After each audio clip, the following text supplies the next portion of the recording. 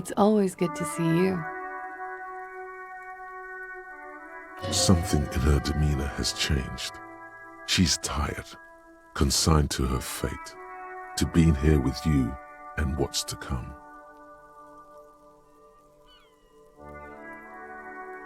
I understand.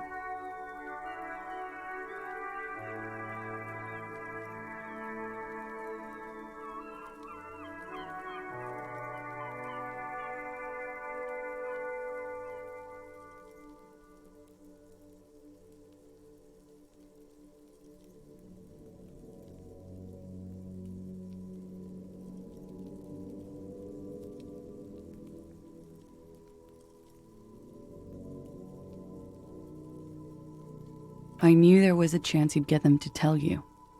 It's what you do. You're the police. For what it's worth, I'm sorry for wasting your time. This is good. Clear the air first, between you two, then move on to questions. No, it's not good. It's the opposite of that. This will let her dictate the terms of your...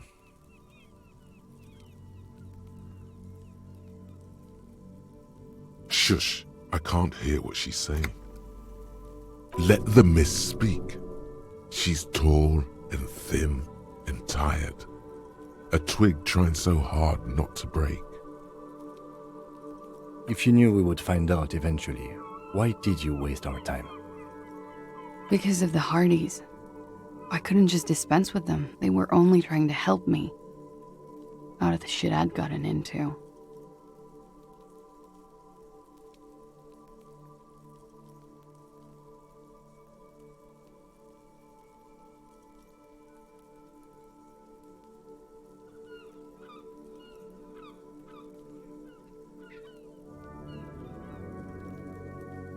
I am not. There is more here, miss. You're right. There's more. You answer to the coalition government, and by extension, the moral intern. Briefly glancing over her shoulder to the sea, as she's done time and time again. Where the cold oceanic expanse lies, and behind it, another world.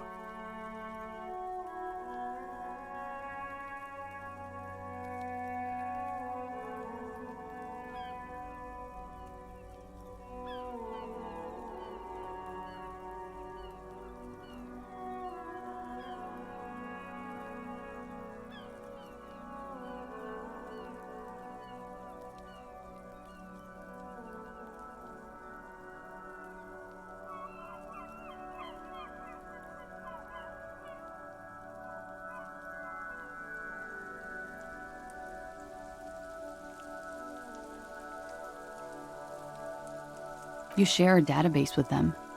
You send people to their courts.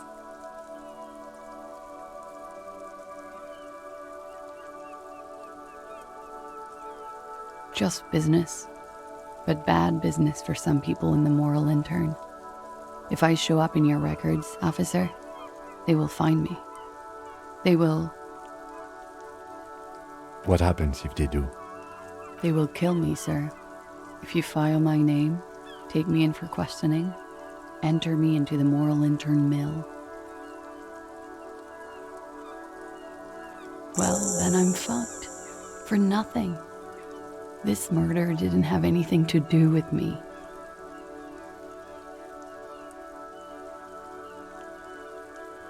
Fucked. People after her? Moral intern people? This isn't Orionese lit. Actually, this murder did have a little to do with her.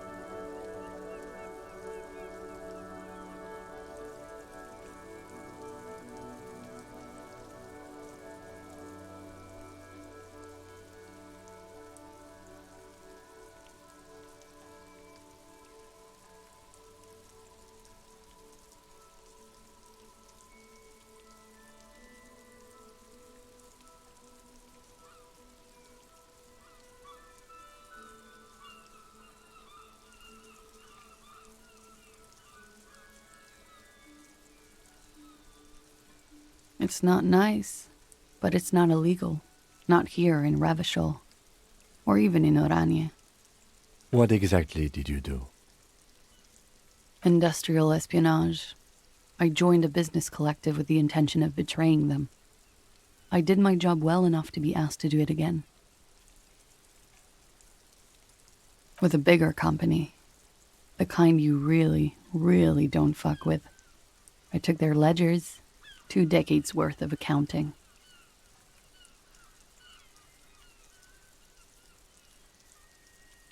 I need the names of the companies involved and who hired you. The job was Lou's-Duin County Savings Bank. They sound small, but they're part of the Lou-Scop conglomerate. That was the second job. The first was some printer company. You wouldn't know them.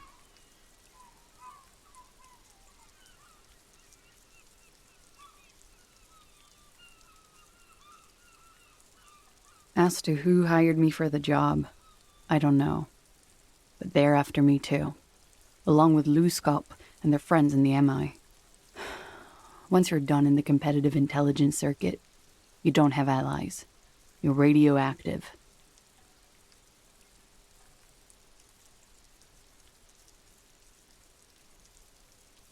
Lowe's Cap. These people engineer financial disasters in second world countries.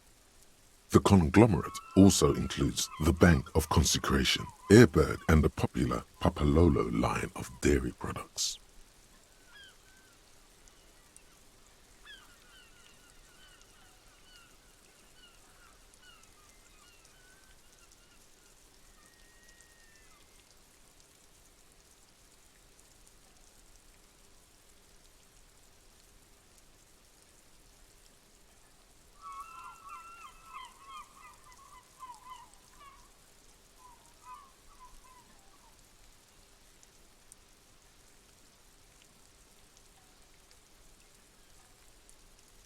This was not a joke. Real people lost their jobs. Not just in the C-suite either. Good people. What I did to get to accounting.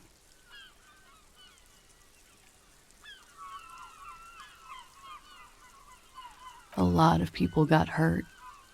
But that's just more of my shit you shouldn't have to deal with. You're solving a murder.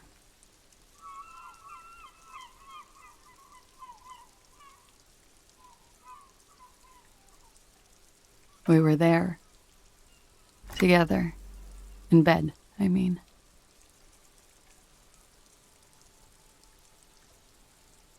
Okay. He was in a kneeling position. He had just entered me. I was on my back, looking at him. I heard the window behind me shatter, and I turned to look. There was a hole in the glass. I turned back to him. His eyes were looking through me, and his mouth was open, dumb.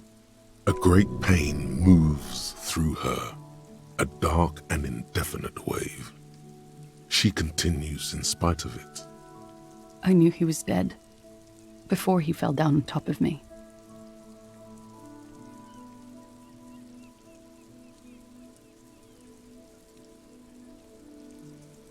He was heavy. I pushed him off and he fell to the floor. There. He only had his boots on. I bit the pillow, not to scream, then ran downstairs.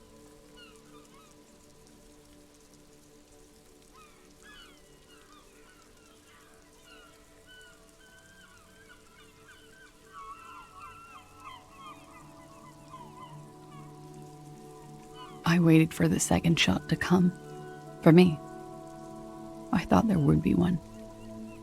She's forgotten about her cigarette. The butt has burned right down to her fingernails.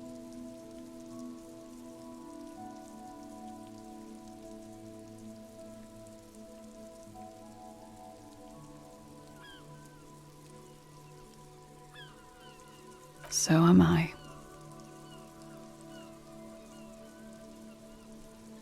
She throws it away and immediately proceeds to light another one.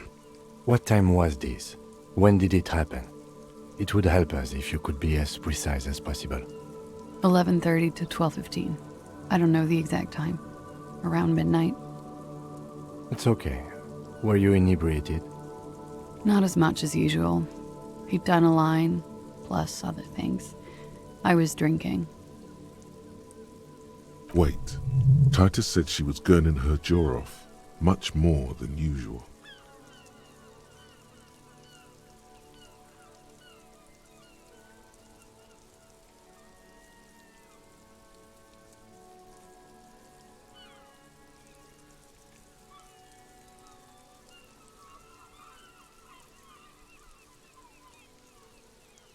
Did you hear or see the shooter in the course of this?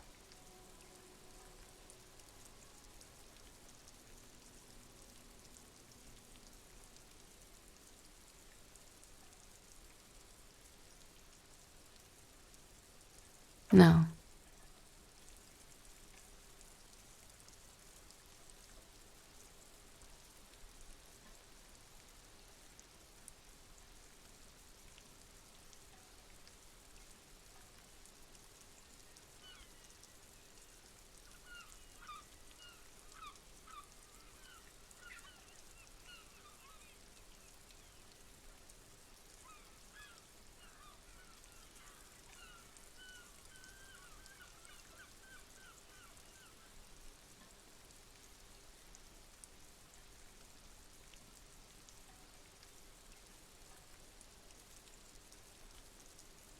Nothing.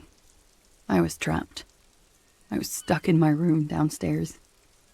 I got some clothes on and crawled back up, drew the blinds. Blood was coming from his mouth. Not a lot. Just a little. He was still on the floor, slouched. I couldn't be there with him anymore, so I ran down and out of my room, into the hallway, down the stairs. I knew there would be people there.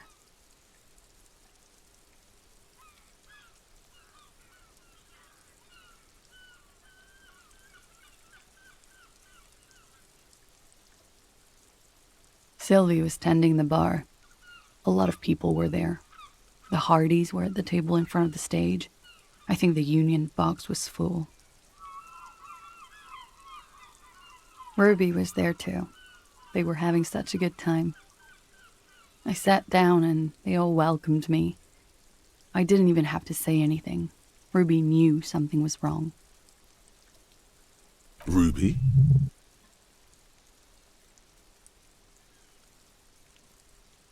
Ruby. You know, the leader. The leader? Of what? The Hardy Boys. Well, nominally, yes. Ruby's the one they go to when things happen, like things they need taken care of. She's the organizer.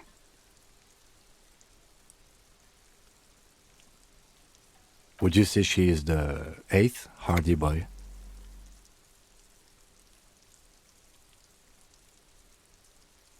Why not? Well, Ruby said let's talk upstairs. I showed her the room. I've known these people since December. They know my situation, that I can't leave a paper trail. Ruby was the first one I told. She said she'd take care of this. It's what she does, you know, take care of things. I helped her get the body to the bathroom. We used a belt to pull him up under the shower, to keep him upright.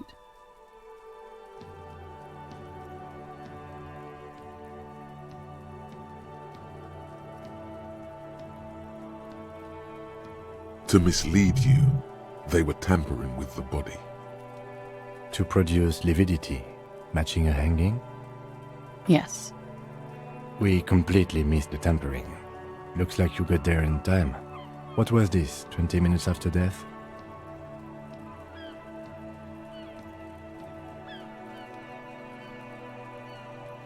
Oops. About 20, yes. Ruby explained it would make the blood... You know what he does.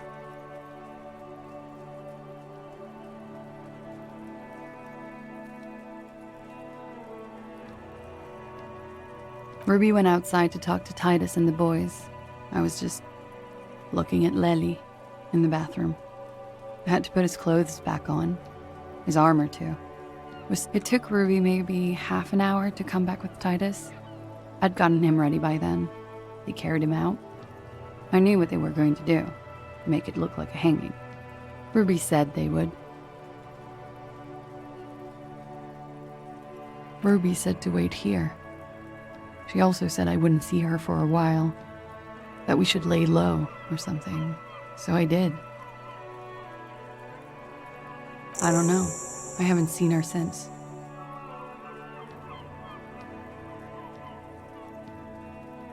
We will need to take this question to the Hardy Boys. Interesting. Why did this Ruby go through so much trouble to hide something someone else did? Look into this later. What are you doing? Coming up with a theory.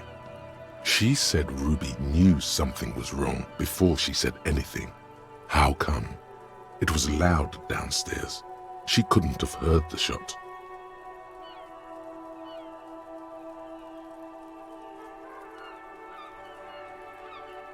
It is ominous. You already coming up with theories that put the blame on someone other than Glacia.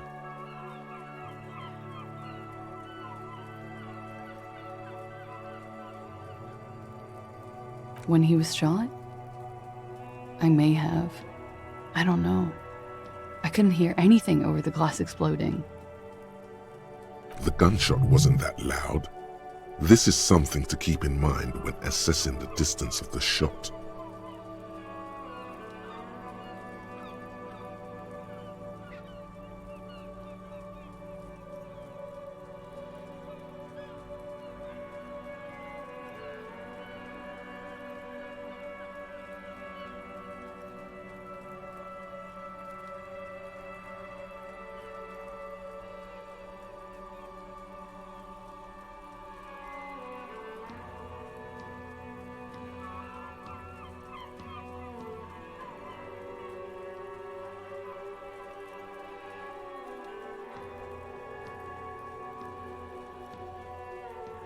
That's the first thing that went through my head when I heard the glass break. I thought they'd found me. They've killed him to punish me.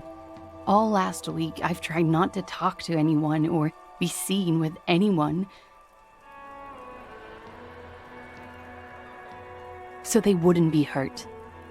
I've come to understand, however, this is paranoia. What happened didn't have anything to do with me.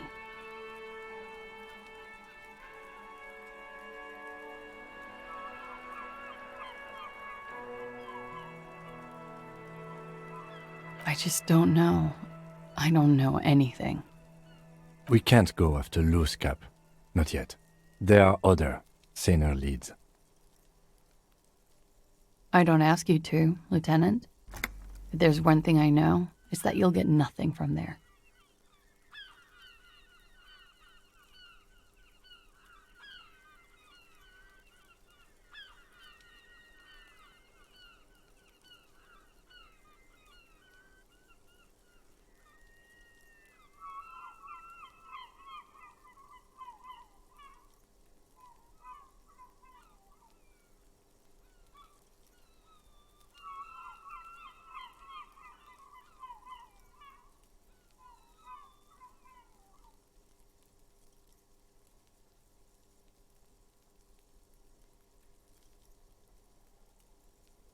Because I'm an idiot. Which is an indicator of truth. Idiot. She's nothing of the sort.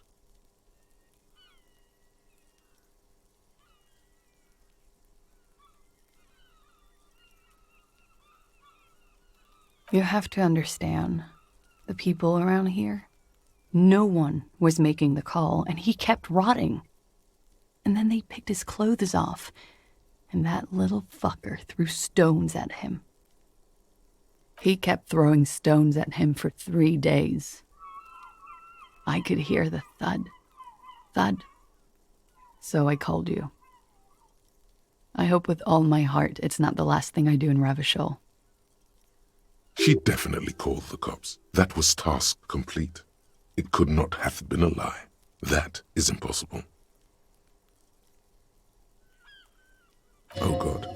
That was a lie too. Who made the call then?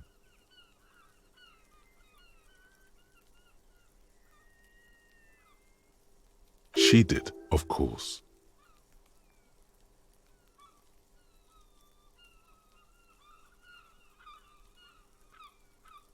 Last week, Angus and Titus's brother, I think he's called Tibbs, took care of it. You should have another look at that window after this. Reconstruct the scene. It's right there.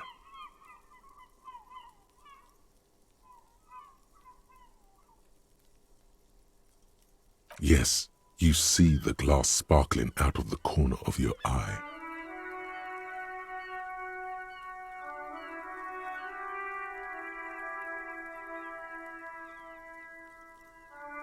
I did.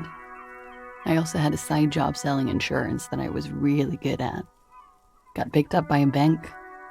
Competitive intelligence, they called it.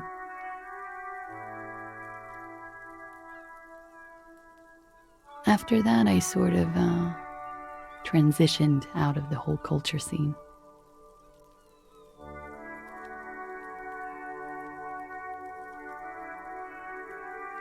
She nods, silently. She doesn't even smoke, just picks up the cold coffee and holds it in her hands. He's thinking, are we done here? Or should we arrest her? She's a flight risk and she lied to you. She should be taken into custody. No, that won't be necessary. Just leave her alone. She's been through enough. She doesn't need this police brutality. This guy won't budge. You have to wake Multiface up, forcefully, if you want to continue pushing her.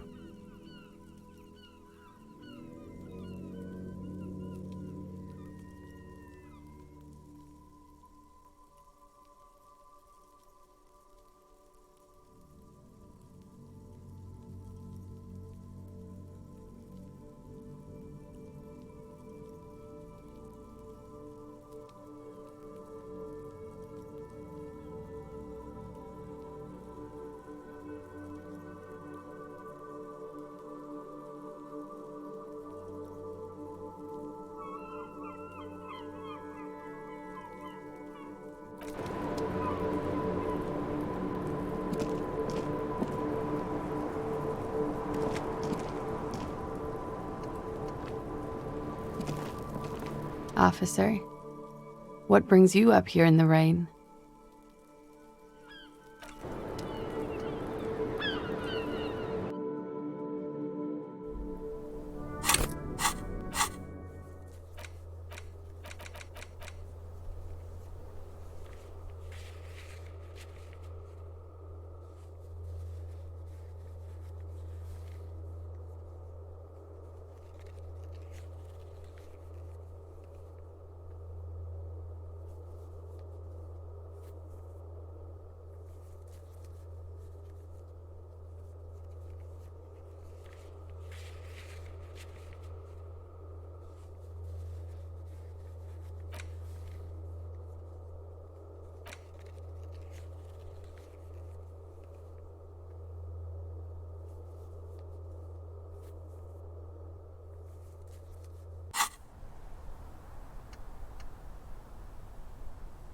This window is pristine on the inside, unlike the one next to it.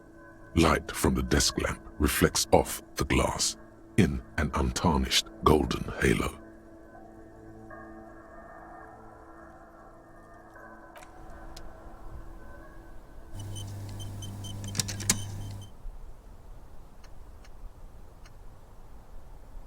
This window is pristine on the inside, unlike the one next to it. Light from the desk lamp reflects off the glass in an untarnished golden halo.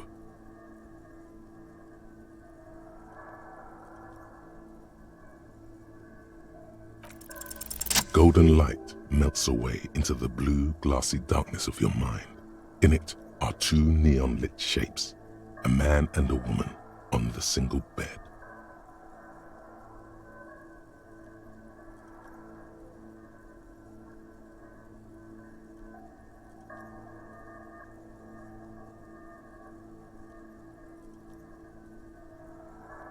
two-hearted spider.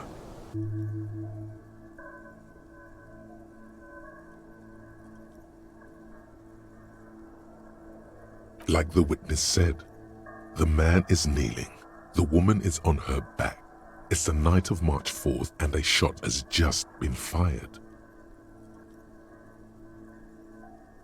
The man looks directly at the woman. The shot's possible directions converge in his mouth, a ray cast from somewhere outside, entering his brain.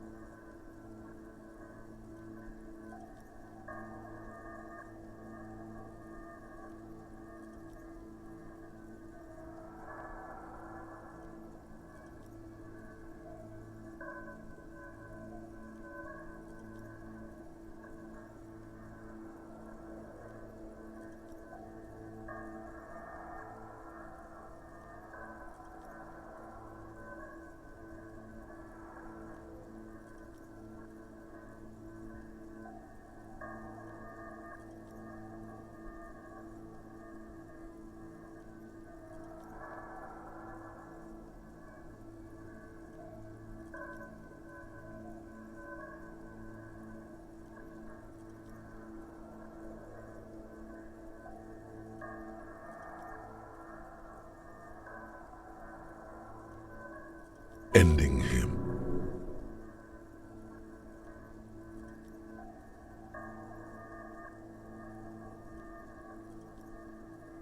From the roof outside, location A prime. The glass fractures around the bullet hole. Shards face inwards like a corona behind the woman's back.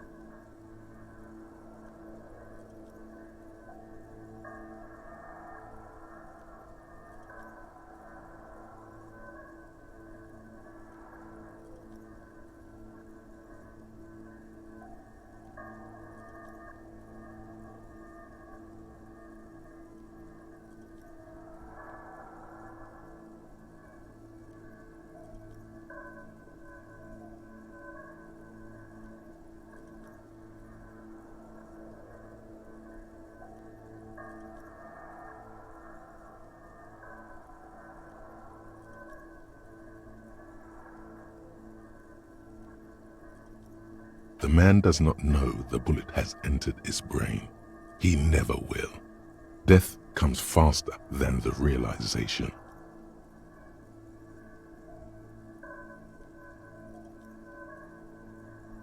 The ray cast from the man's mouth unravels into a fan of possible directions, all on the roof at first. The shot could have come from any of them.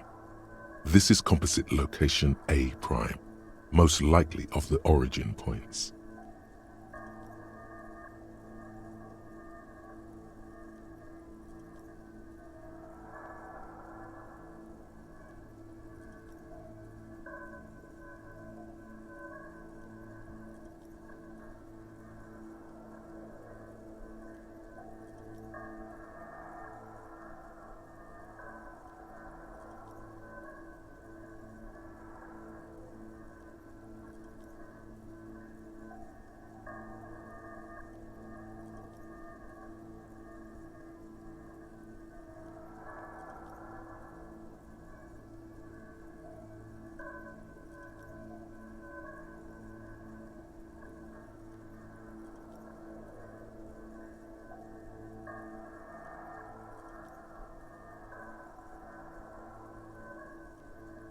There could have been. Then the rain and slush and wind washed it away. This was more than a week ago.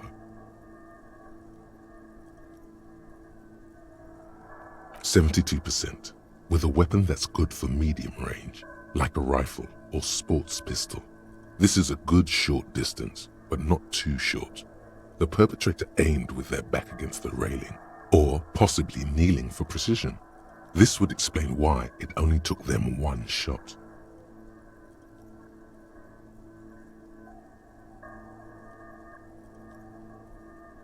The lights were on in here.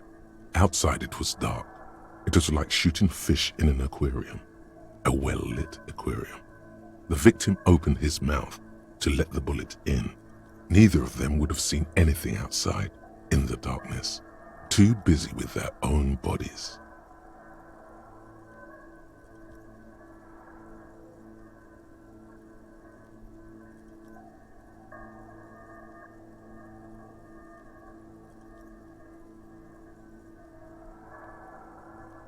Point X would contradict the woman's testimony, rendering the entire proposition void. These figures would be wiped out, detective.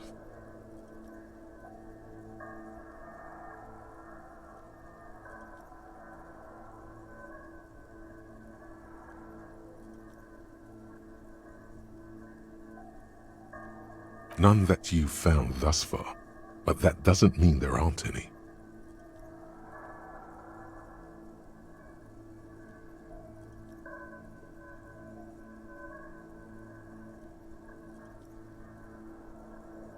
That's a 28%, yes. In this model, the shot could have come from a greater distance. Nothing excludes the possibility. Should we extrapolate to include every possible point of origin in Martinez?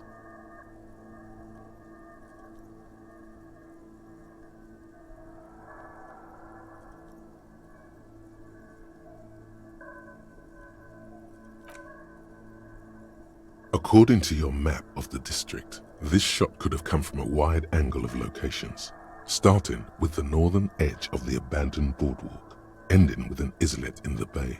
Let's call them B prime.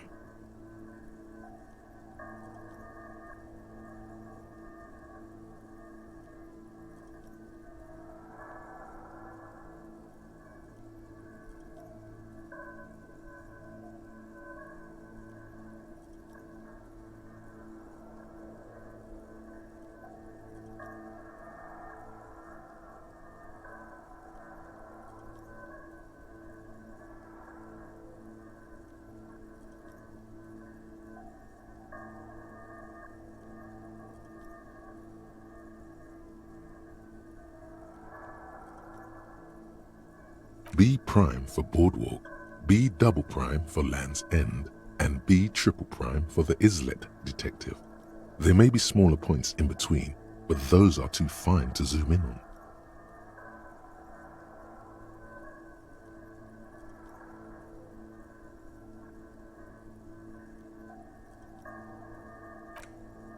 "700 meters away, the likeliest of these B positions, 20% chance.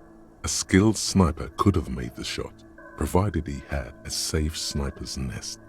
Even with the light on inside, we're talking military training. At that distance, the perpetrator would have had to take wind direction into account.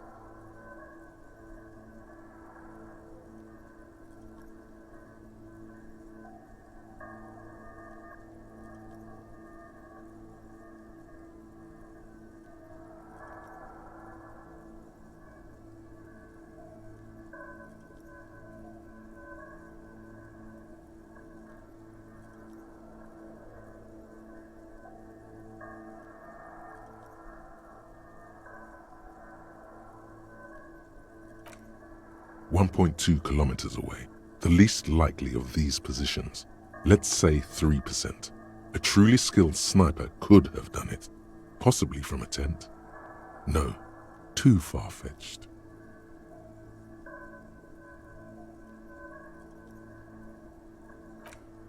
"1 kilometer away, a point beyond the docks, on an islet in the bay. The fort is ruined, but the perpetrator may have found a stable spot on the beaches surrounding it, where the concrete crumbles into the sea, as you saw in the coin-operated viewer.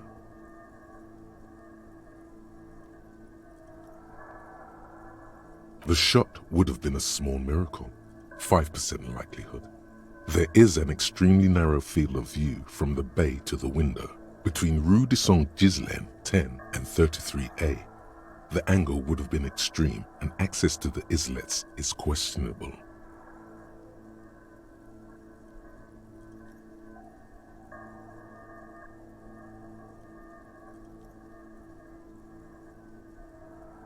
From where, precisely?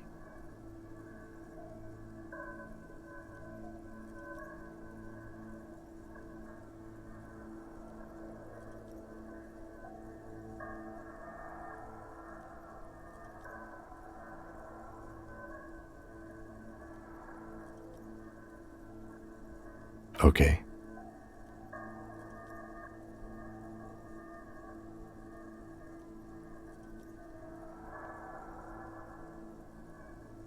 From where, precisely? I see you have given this a lot of thought. Are those the locations you've singled out in addition to the roof? And what is the likelihood, in your opinion, that it came from a further distance?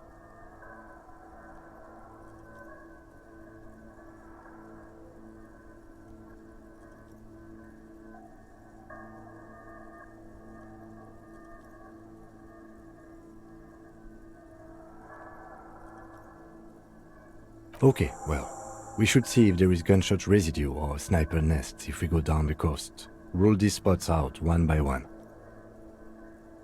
It would be the diligent thing to do. Until then, personally, I'm going with the roof version. It fits the hidden path through the whirling. A simple hypothesis.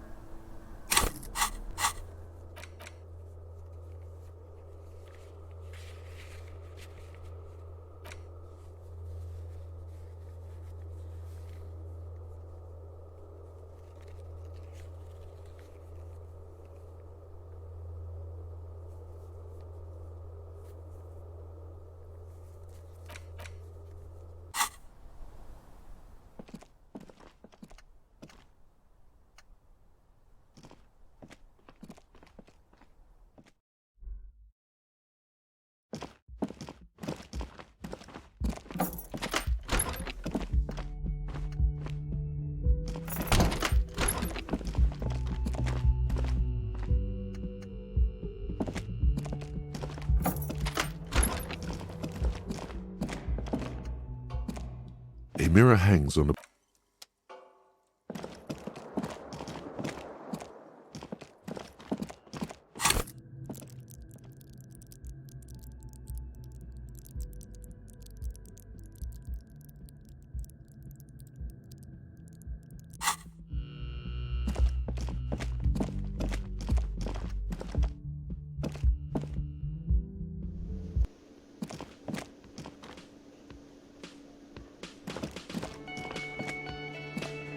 Hey, was there something you needed?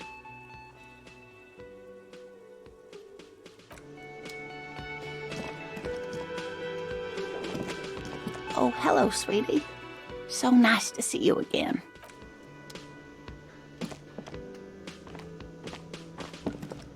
Again? I can't believe this shit.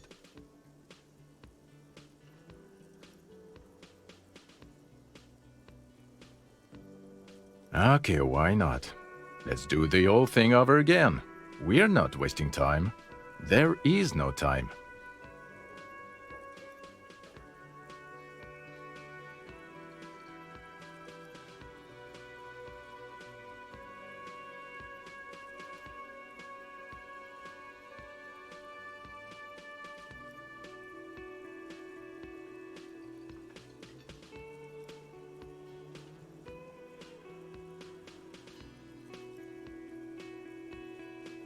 You think he was hanged as a cover-up? To hide the shooting? Okay, well...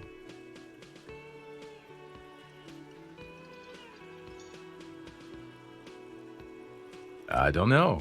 Why are you? Oh my god, there's more. You want something more?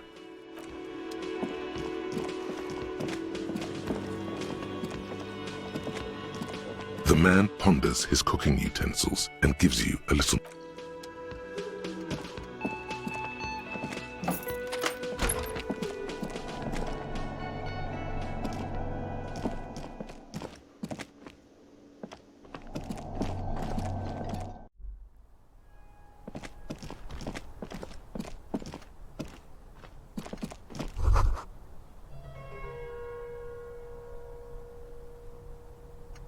You can almost see the shape of a man and a woman writhing inside, bathed in drug sweat and dirty linens. Bottles lie around everywhere.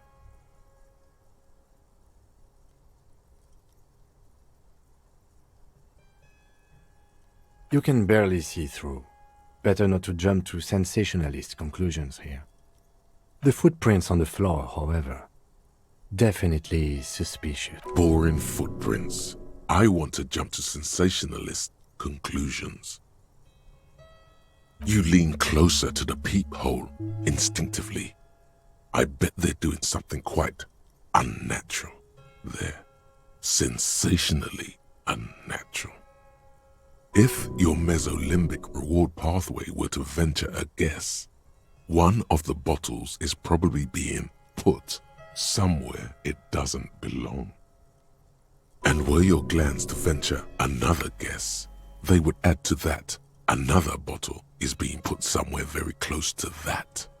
The bottle is a bit smaller, you see.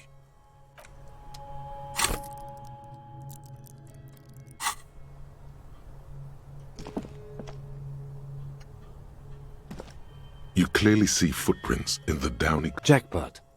These, unlike everything else here, are new. 3 weeks maximum. This is so good, it makes... The Blue Door was a mega investigation after all. It has now converged with our main investigation, which I would say is quite large. It means someone snuck through what seems like a secret route leading to the roof. The roof from where you can shoot our victim. This is significant. These prints, officer, could be the prints of our killer. And if not, at least they're a good argument for this Ruby doing it, to present to Titus.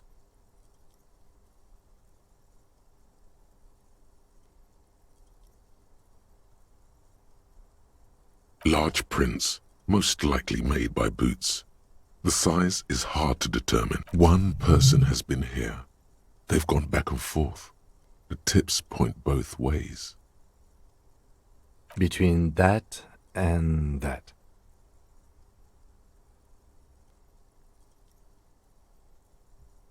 Everything around you is quiet. The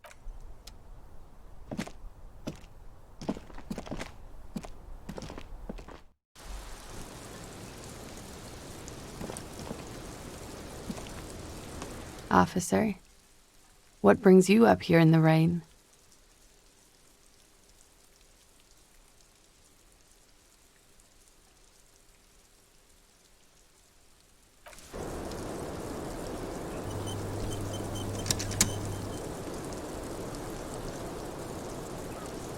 Officer, what brings you up here in the rain? who? What? Dear God, you've been lied to. She could have killed her lover and lied to everyone. She's not candid at all. She's smoke and mirrors and will-o-wisps. She probably didn't give you her real name either. Why would she? Arrest her immediately before she further entangles you in her web of lies. Take it easy. Don't overcompensate with this course correction. Ask questions first. Yes, start at the top. Choose at the bottom. It's how we've always done it. No rush. See?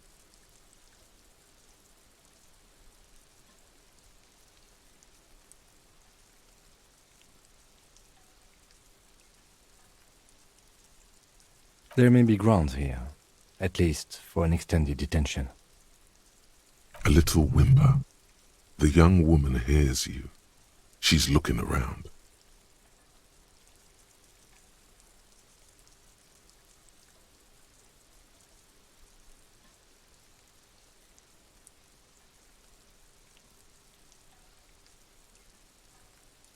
I did. What is this? I called your desk or whatever it is. The numbers are all over town. Call 8-100-2 for emergencies. There was an older woman on the other end. It sounded like she was smoking. She took my complaint. She coughed. That is the emergencies desk number. Anyone could know that, sire, by looking around and calling the desk. I don't believe a single word she says. What time did you make the call? Thursday night. It was late, sometime after 12. It checks out.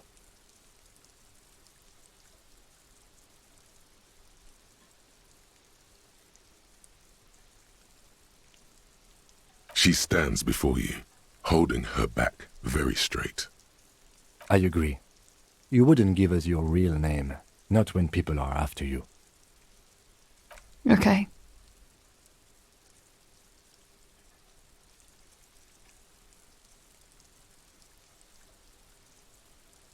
Okay, it's not.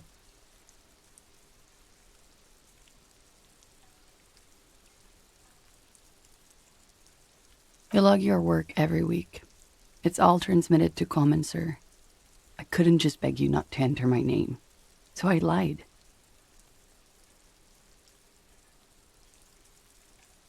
Like I lied before. Like I did at LCSB. I have to lie all the time. I'm so tired of it. She's not lying now. She really is very tired. Her metabolism is failing her. The afterglow of whatever narcotics she's been taking is wearing off. No. It's submerged in a plastic buoy on the coast, in the reeds. It just doesn't say Clausia Amandu. It says Anouk Mea Smith.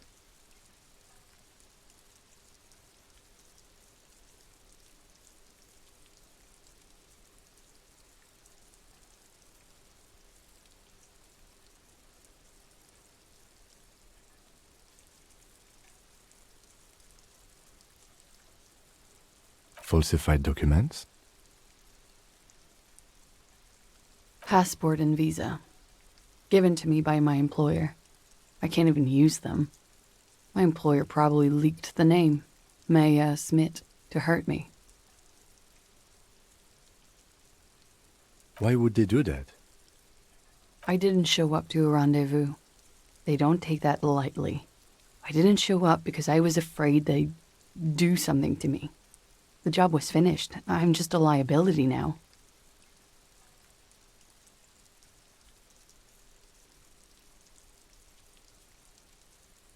She fears an arrest right here and now. This has been an awful turn of events for her. West of the boardwalk, in the reeds, on the coast there. I put it there when I first arrived. Haven't been there since. I'm not sure I could even find it now.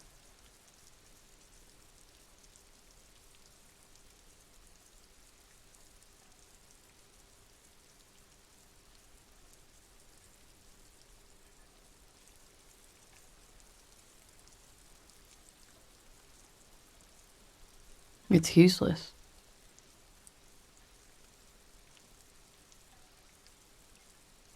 The lieutenant makes a note of it. You're welcome to it. It's in the reeds northwest of here, past a broken sewage pipe, right near the waterline. It's Katarzyna Lazie.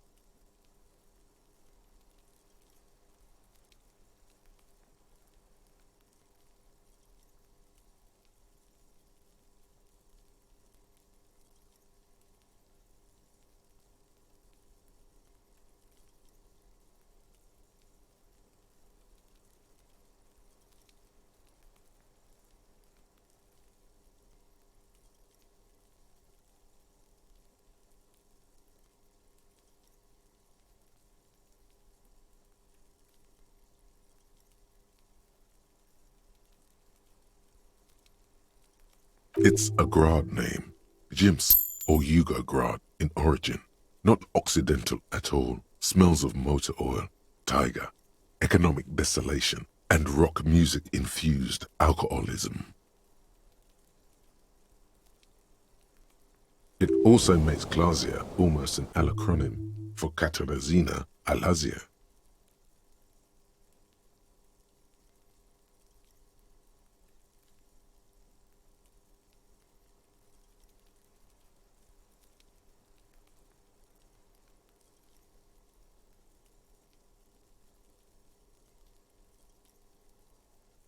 It was a sentimental thing. I wanted to be more me here, this time. So I used my nickname. A nickname? Who gave you this nickname, Klasia? A teenage boy. 1,000,000 years ago.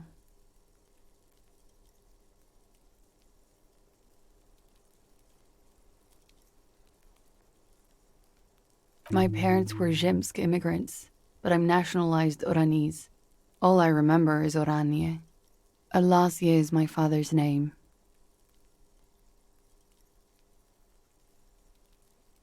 Of course, she doesn't look like an Oranese woman at all.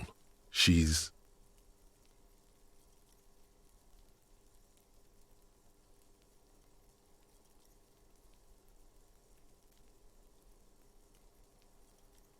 She nods nervously, then pulls on her cigarette.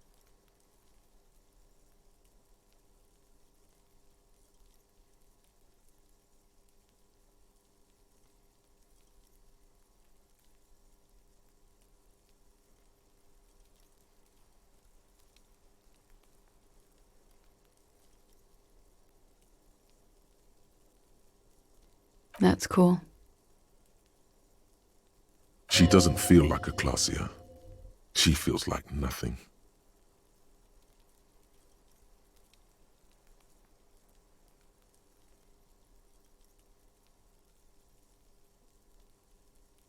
It's Katarzyna. It's a Grad name. It also makes Klasia almost an acronym for Katarzyna Alazia.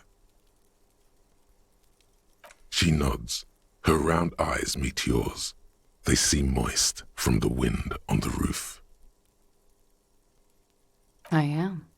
They can never take my sash and my scepter from me. Yes, they can, for lying.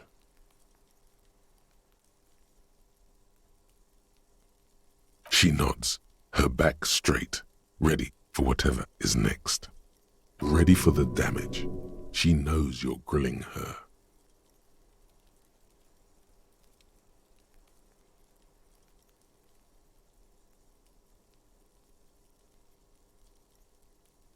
Klasia. It was my first real boyfriend who gave me that name. He never recovered from the shit we went through. Because of me.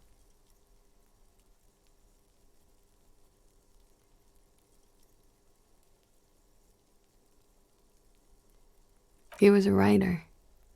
He made Oranese lit. And I destroyed him.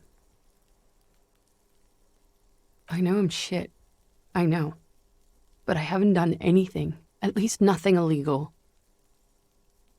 She purposefully misrepresented information crucial to the case. Fucking mind games. Enough. That's right, gang. Stern and merciless now. Stern and merciless as we reel her in.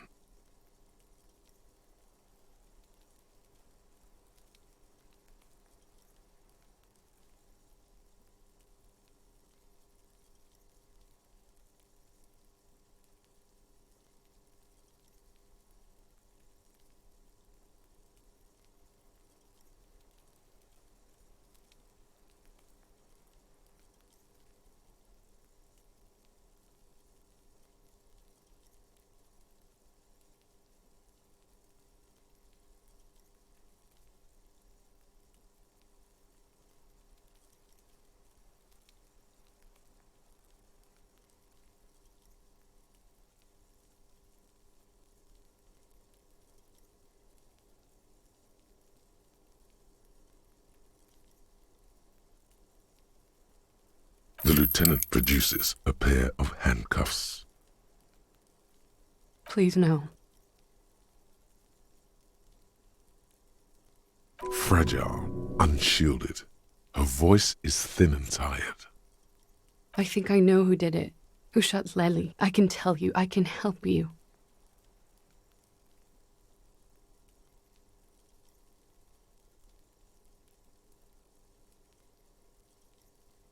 She's silent for a second, as if looking into herself for certainty. Then, gearing up for this betrayal is hard for her. Ruby.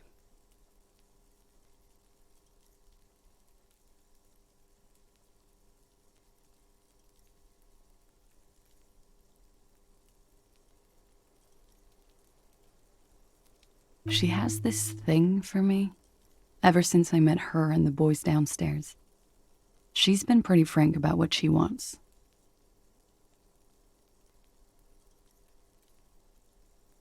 What she's saying is... sex?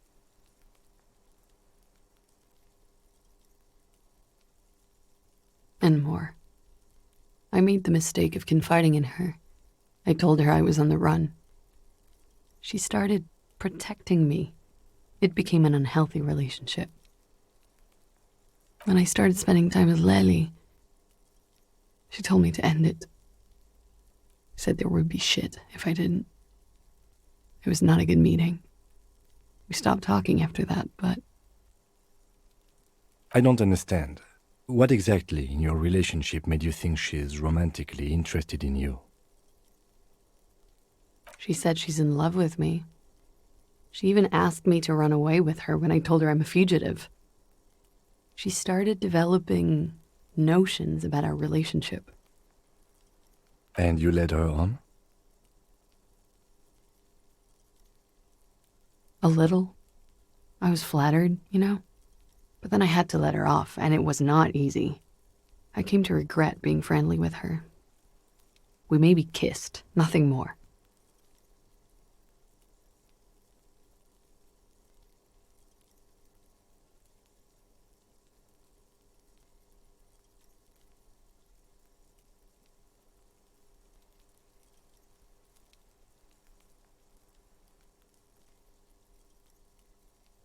I know what this sounds like. That's why I didn't want to tell you before. But she knew what had happened when I came downstairs. Somehow, she knew Lely was dead. She wasn't surprised at all. When we came up here, she was calm as a stone, too. She cleaned it all up like she had a plan. This is a familiar theory. You had it too, remember? Could it be that Ruby was covering up after herself? The lynching?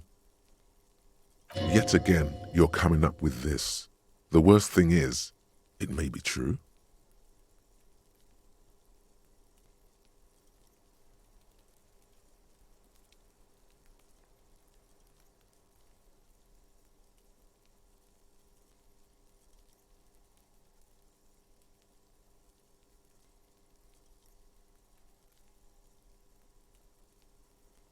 She came over one night, drunk, said she'd turn my life into a living hell. I've been threatened before, so I can tell when someone knows how to do it. And she's a pro. She must be. To keep the Hardys in line. I tried severing ties with her after that. I thought it had worked, but... Some of that fear is still with her. She exhales sharply. What are you talking about? She's afraid you'll arrest her.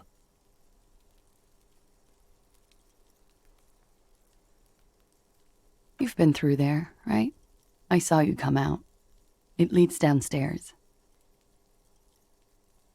She could have come to the roof through that, then made the shot right here, where I stand. It was dark outside. I wouldn't have seen her.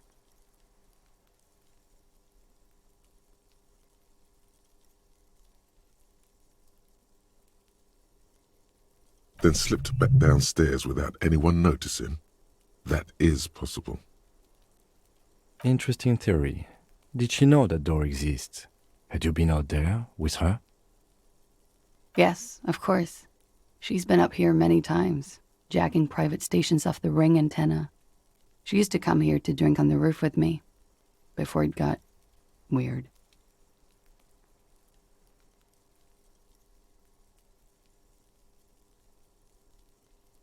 Okay, and what? Arrest the liar now. Why? She told us some pretty interesting things there.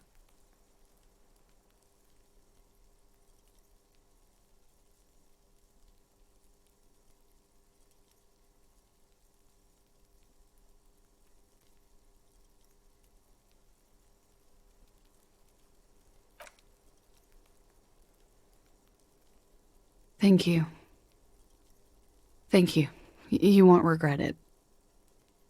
Something tells you, you will.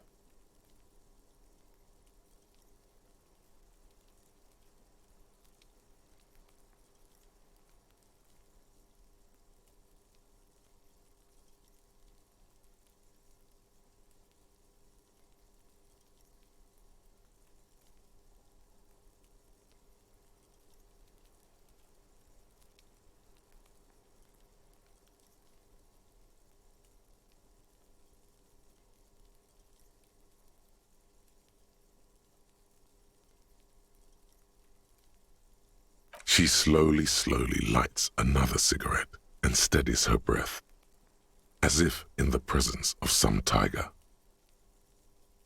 You are. This is not the end of this.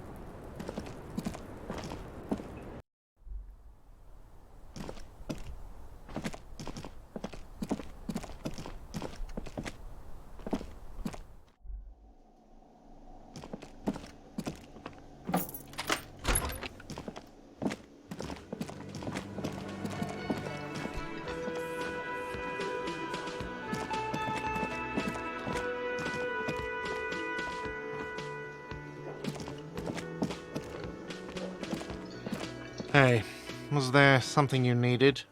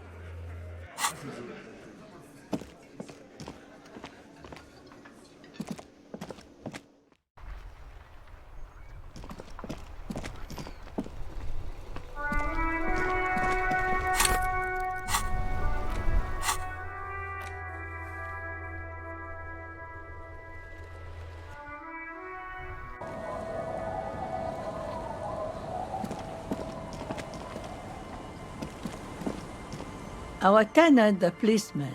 I hope the waves don't keep you up at night. What can I help you with?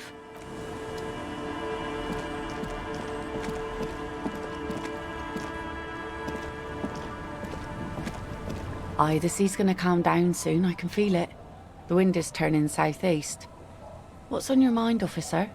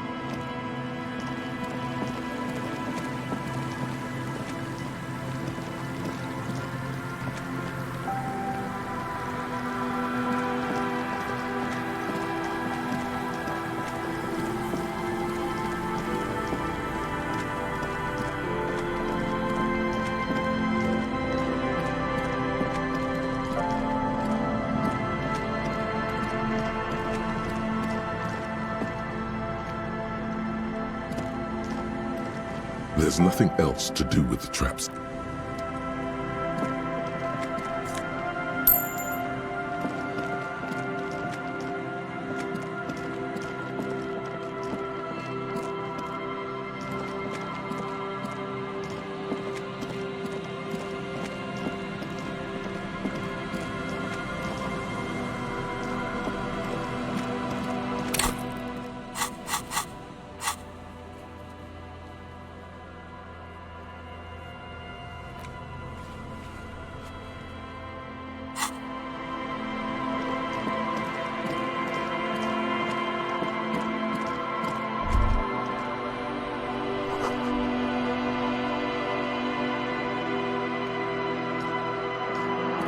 A row of ghostly shades facing a crumbling wall, with another 7 shades standing 10 meters from them. A single person, a cold sea.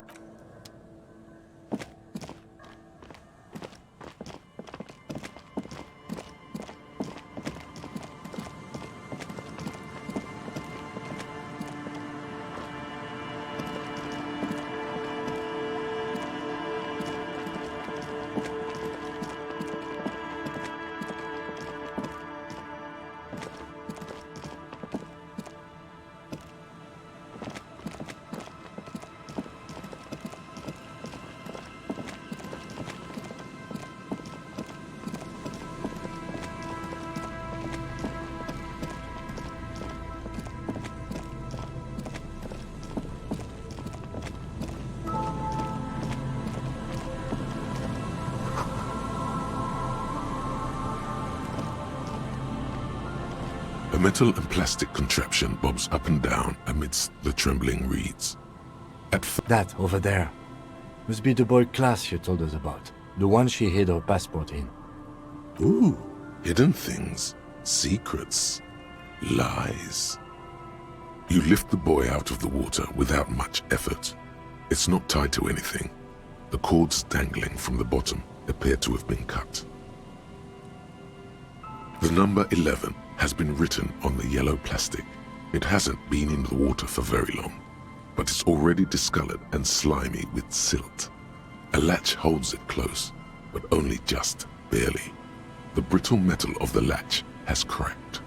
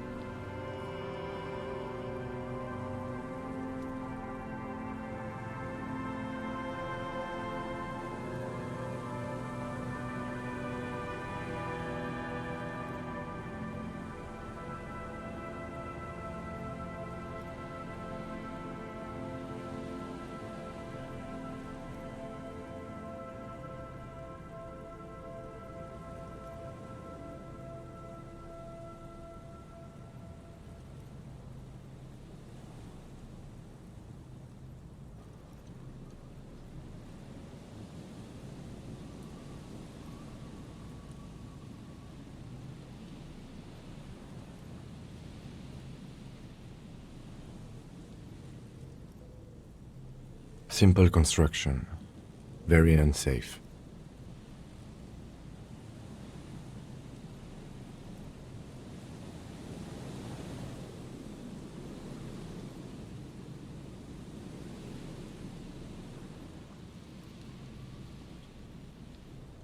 There's something in there, splashing around.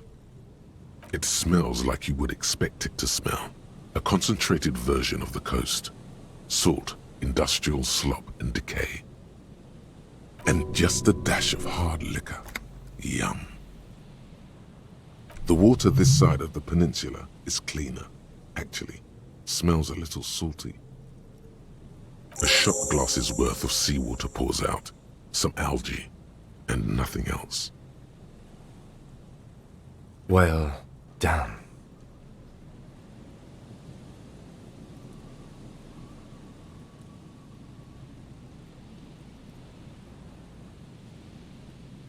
I have no idea.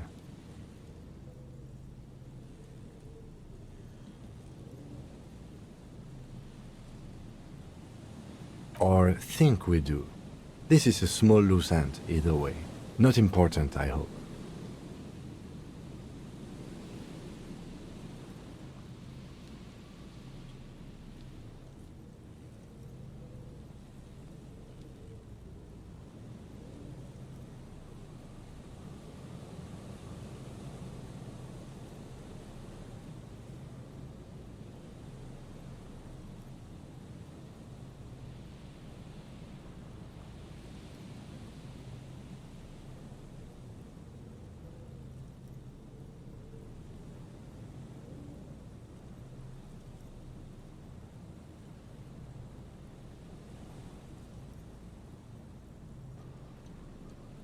That may very well be the case.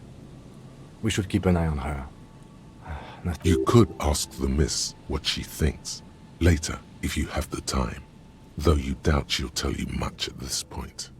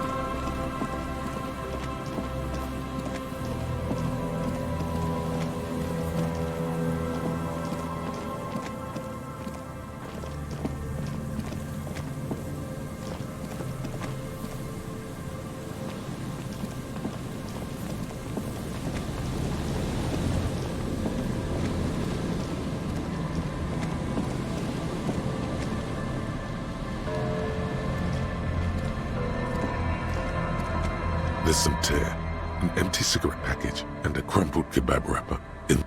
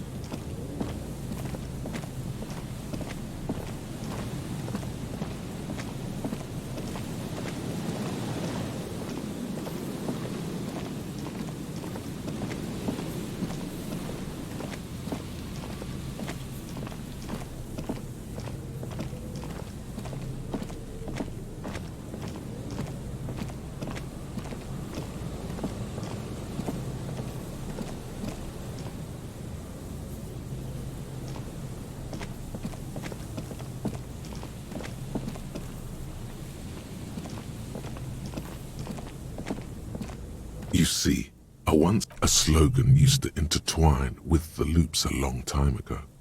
Now, only a shadow of peeled letters remains. It says, "Tomorrow is just a whisper away." Looks like tomorrow never came.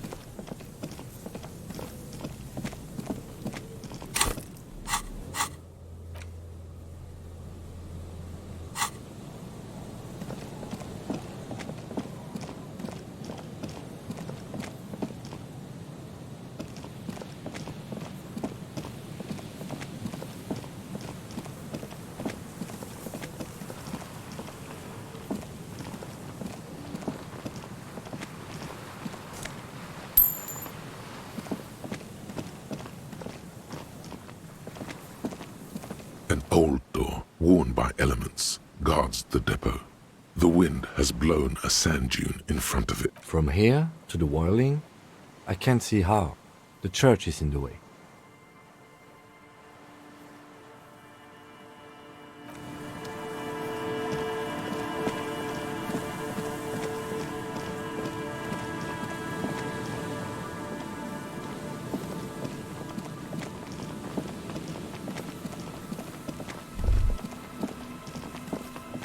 Is there something here that would indicate a sniper used this place as a nest for taking the shot?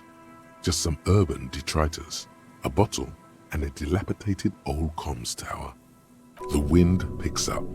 Fine sea foam lashes your face. It feels like needles. You can take it.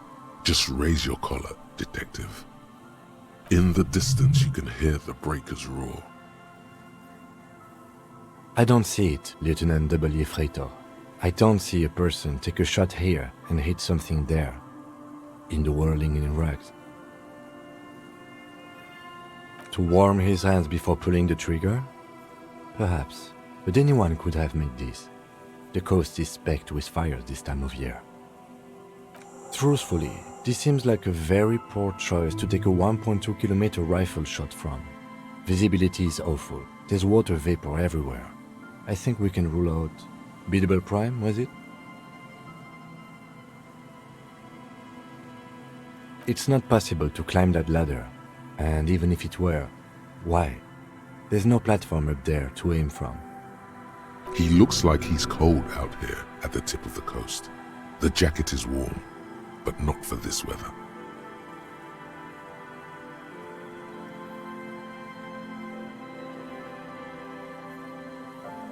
I'm okay. You, on the other hand, ye freighter, you look like you're about to turn into a popsicle. Technically speaking, that would be a...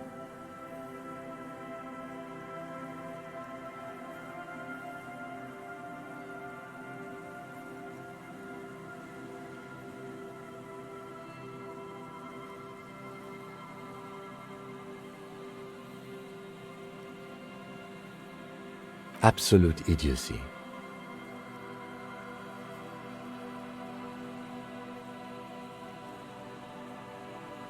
There, 1.2 kilometers over the cold water of the bay, blue from the distance and the air, you see the smallest rectangle, barely visible. A glowing light on the third floor of the whirling in rags. With binoculars, you would see a young woman's shape move behind the glass, her limbs long and slender.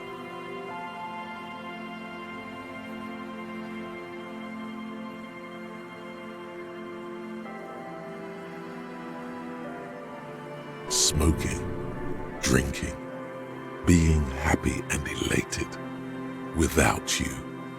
Because you're here, freezing in the wind, aren't you? Doing your detective work.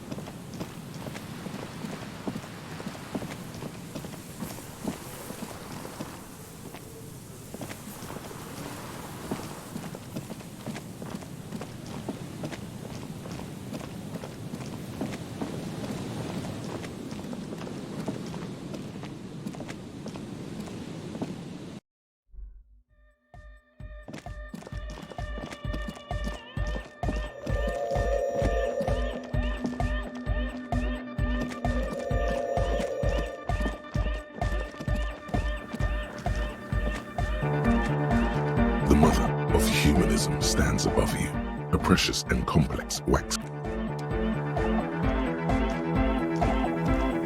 Yes, what is it?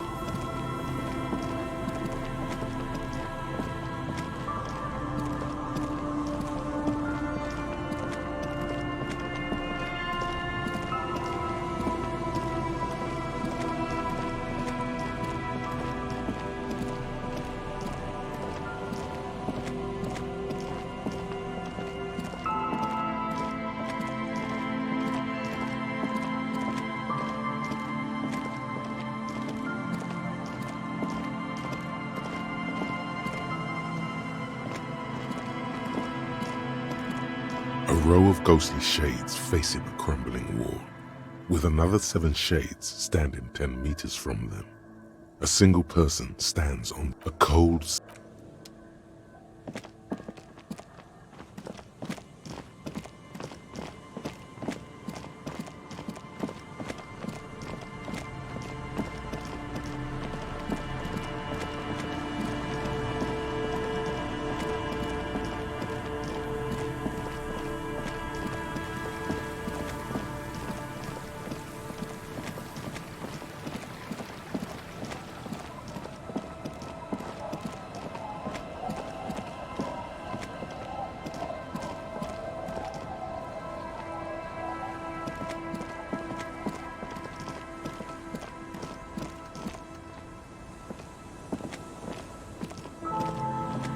Tequila sunset.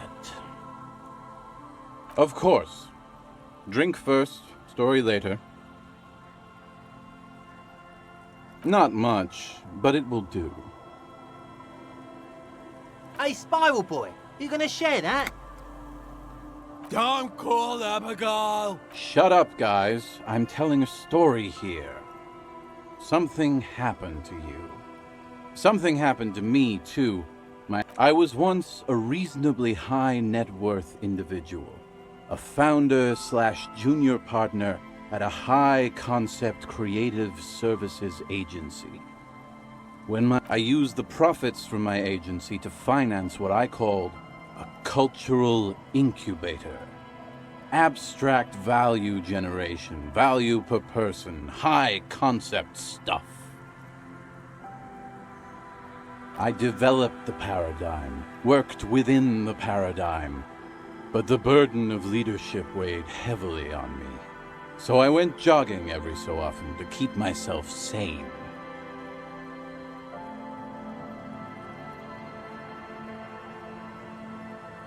"22 full-time employees, an all-star team, a potentially historical set of individuals.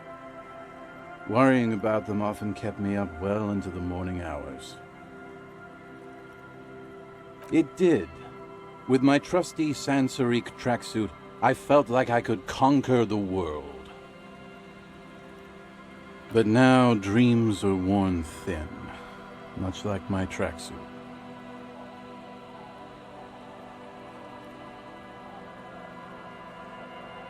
One day I left on my evening run.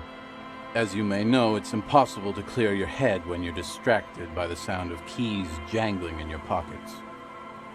His eyes are clouded, his dilated blood vessels encircling his irises like stinging brambles. His eyes are your eyes. I was halfway done with my usual lap when it started to rain. The reality situation became very wet, very quickly.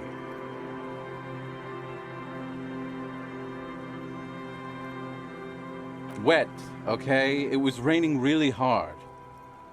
I made my way back home and discovered that I didn't have the key to the front gate.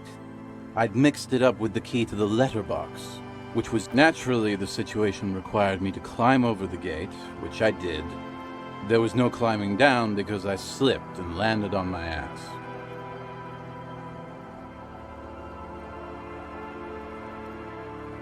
Reality was looking rather grim just then. Me lying on my ass in a mud pit in the middle of a heavy shower. But when life knocked me down, I always got up. So I made my way across the yard. Standing in front of my apartment door, fumbling with my pockets, I realized that I'd also forgotten my apartment key.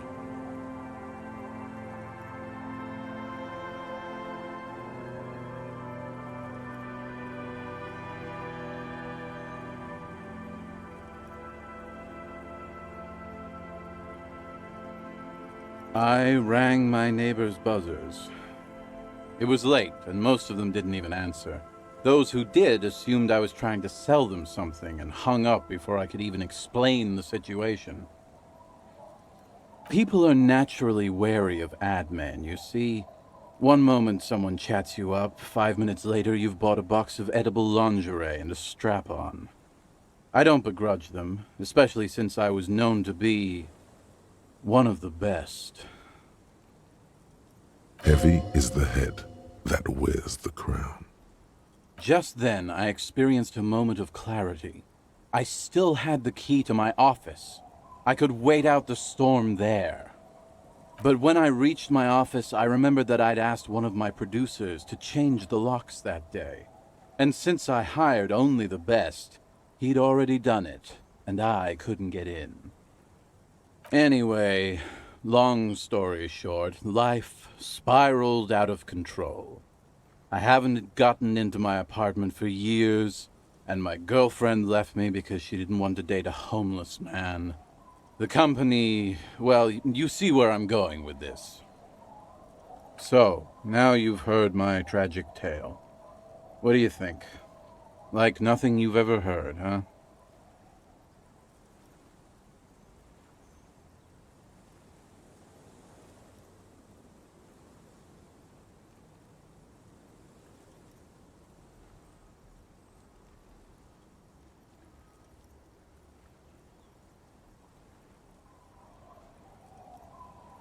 Tequila, I've thought about this series of events for a long time.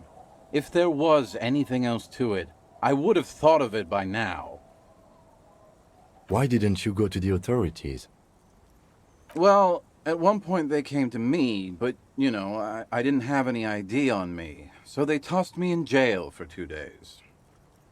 I can't say it increased my faith in the RCM. No offense, gentlemen.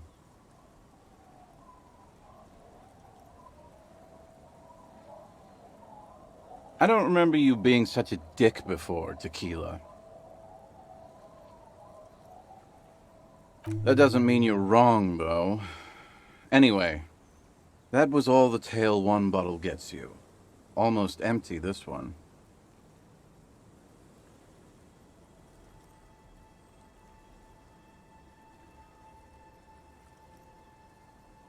I do. But as you can see, my fuel tank is running quite low. If you catch my drift.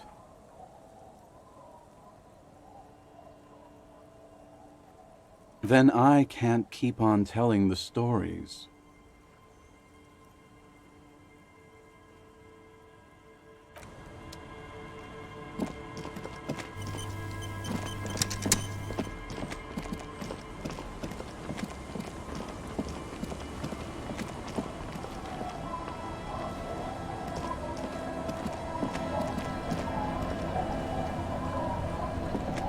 Aye, the sea's gonna calm down soon, I can feel it.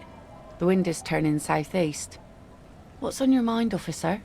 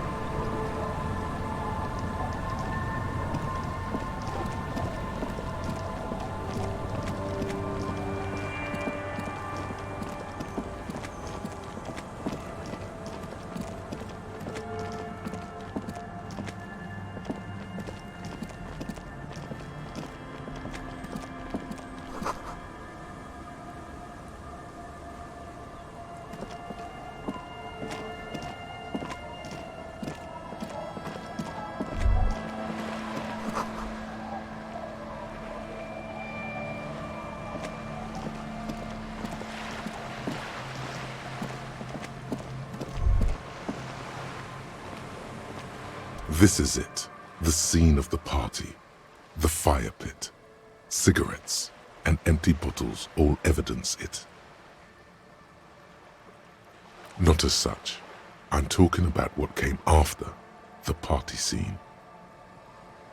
Looks like they were here a while, judging from all the bottles. The sunken motor carriage provided them a focal point, like a goose ice sculpture or a chocolate fountain. Looks like it.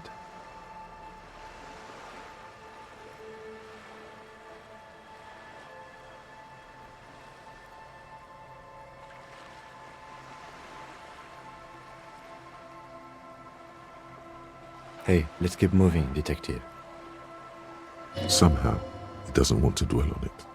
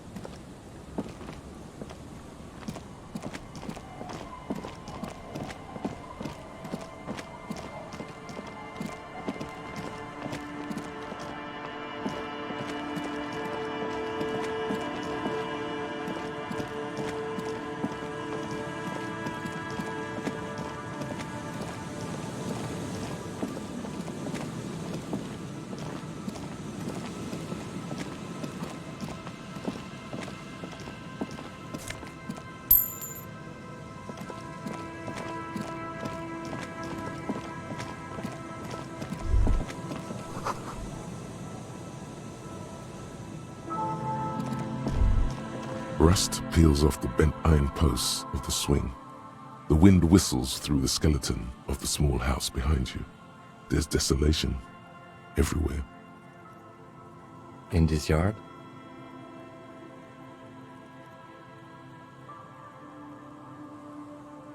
Someone thought they could have a summer house in a bloc obscur, for cheap.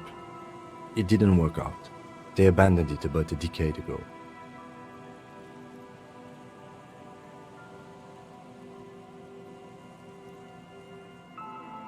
A black bloc, a part of the city left unrenovated after the war, or one that has fallen to gang violence, or has become inhospitable in some other way. On aerial photos, block obscures look like dark squares, hence their name.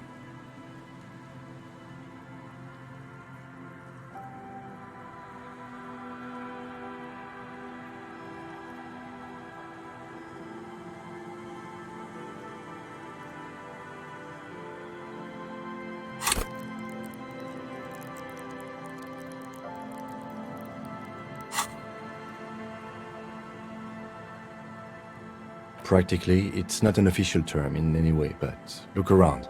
No sewage, broken power lines, crime, drunks.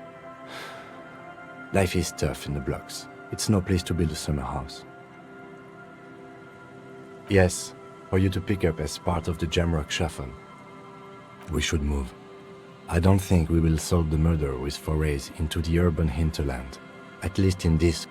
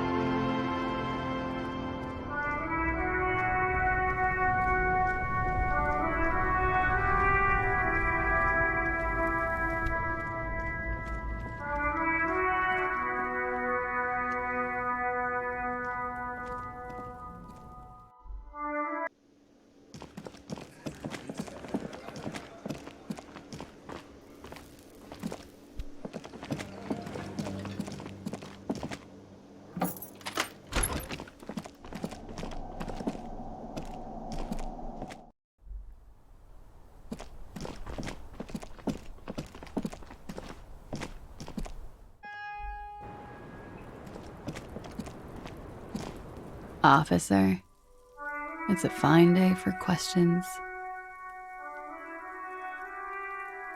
Oh, Did you take the documents?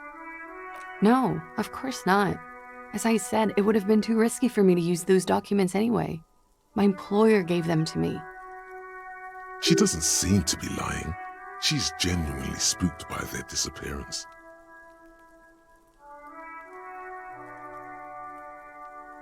They couldn't know where I put it. I'm absolutely sure I was not followed. And I've told no one but you.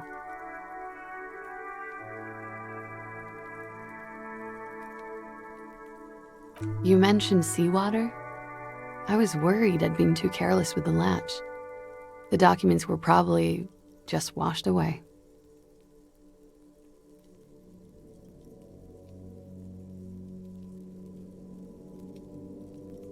Lies. Yes, we demand she be punished for deceiving us.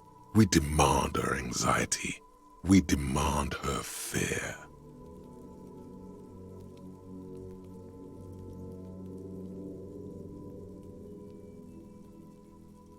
She nods, then nervously pulls on her cigarette. Okay.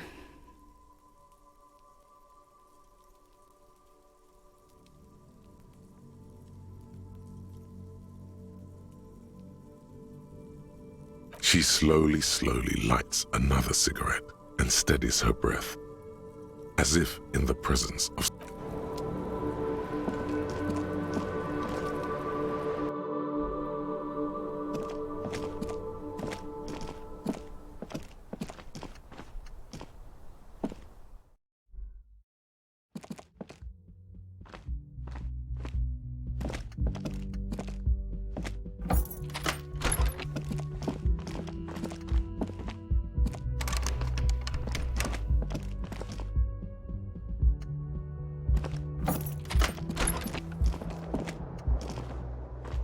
window stands broken in.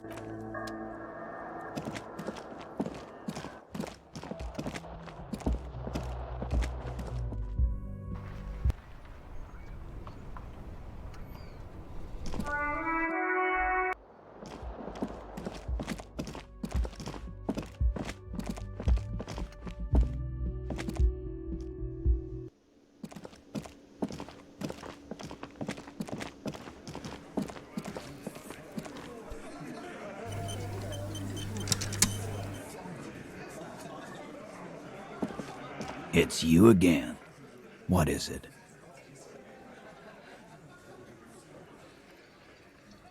Why?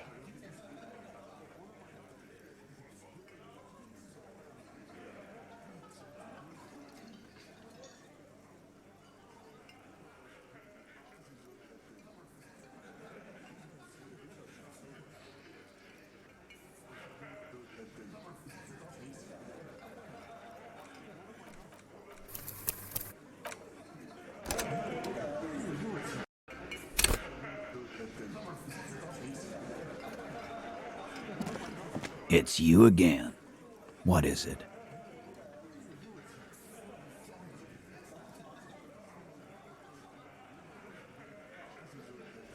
Why?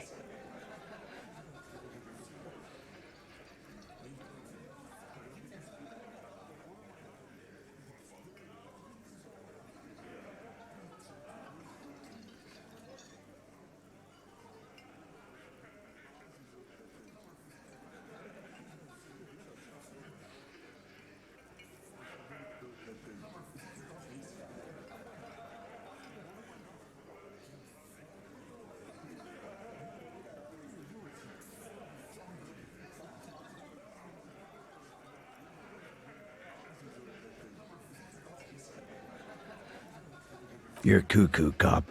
I'm the only man responsible for this unit. Get with it, or fuck off. Yeah, fuck off!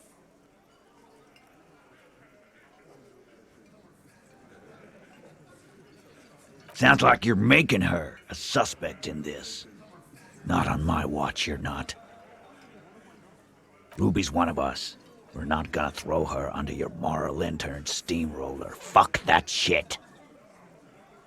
And fuck you too, moral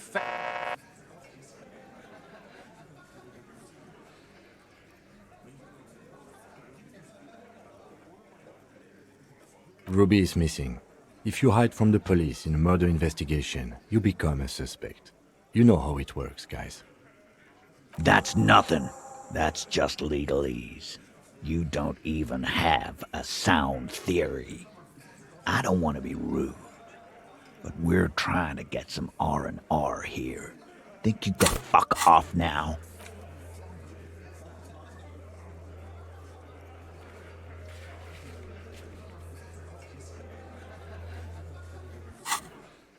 I think we'll keep sticking around, Titus. You'll be surprised at how quickly a theory presents itself if you keep looking.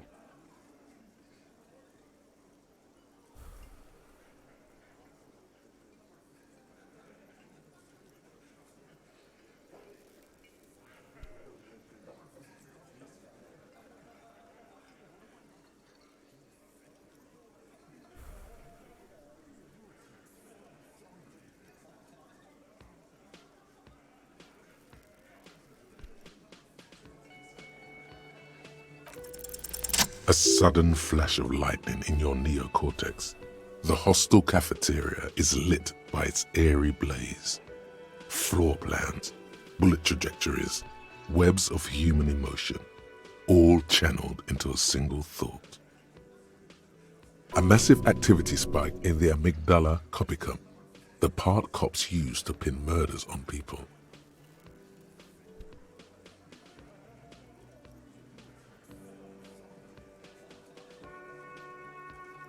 Because she was here, all night, with us.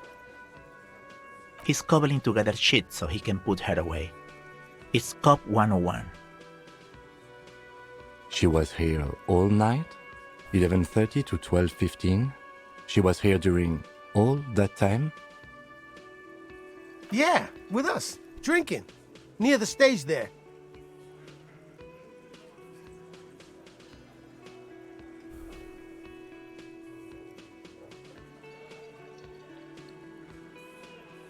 No. That's a lie.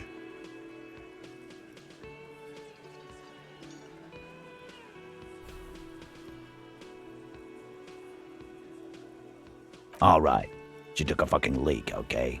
For one moment. Maybe went out too. She has an operation to run from her lorry. We're not getting into what that operation is again, Cop. And just 'cause she was gone for 5 minutes doesn't mean she magically got to the roof and shot him. I've been through this. It's not plausible. All right, we're in. We got Ruby unaccounted for sometime during the window. This was crucial. Now let's place her on that roof.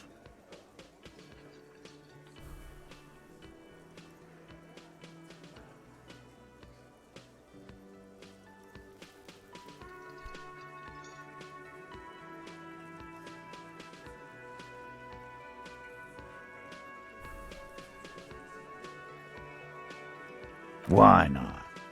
You can't draw a straight line into Clausia's window from any of the surrounding buildings. Not from what I know about Martinez. Maybe from the coast.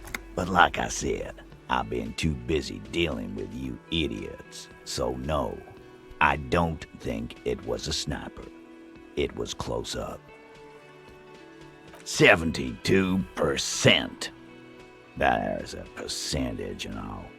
Where'd you get it from? Your guys in the lab? Definitely lie. The truth is not credible.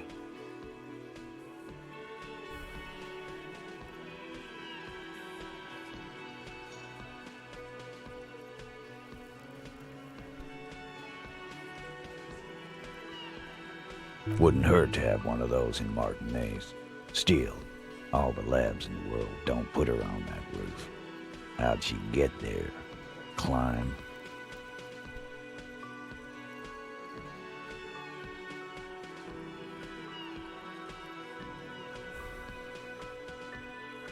How?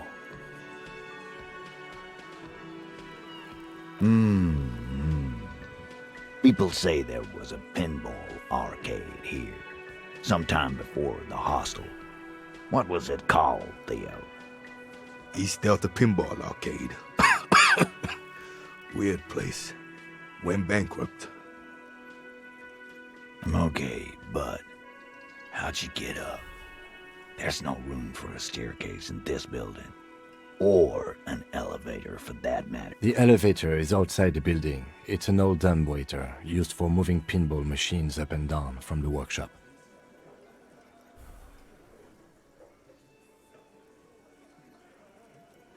Ruby could have gone up, shot him, come down. All under 7 minutes. That's quite the theory. We need to have a look at that secret passage, boys. I'm on it, boss. Right when the law clears, me and Angus are going up there. It's a dumbwaiter, not an industrial lift. How about I go instead of... Just now. You got something else to back this route up? Or is that it?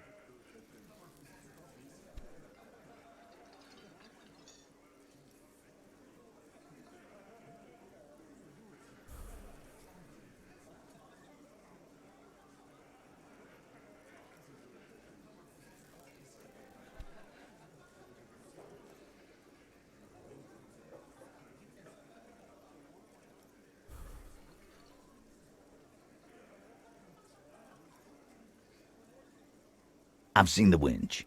I'm not blind. You saying it's part of the elevator she used to get up there?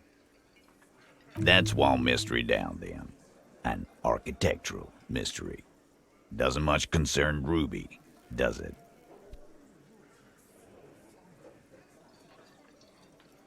Footprints. Recent. The tracks were recent, but not worn down in the right foot like Ruby's. It's best to omit this pesky little polemic for now. Too confusing.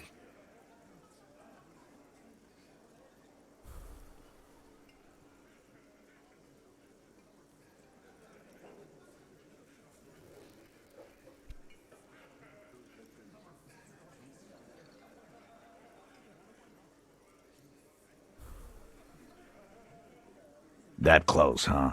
How fortunate. I'll take a thorough look at those prints myself before I believe that cop. Good news is, I'm still listening.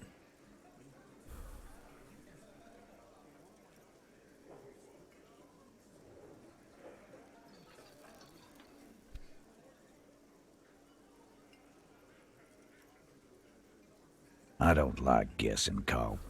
No one does. It opens the steel door in the kitchen, the one that leads upstairs to the roof. This key was right here, with you, all the time. Quit jumping to conclusions, Theo. You took that key. Did it look like it was recently put there?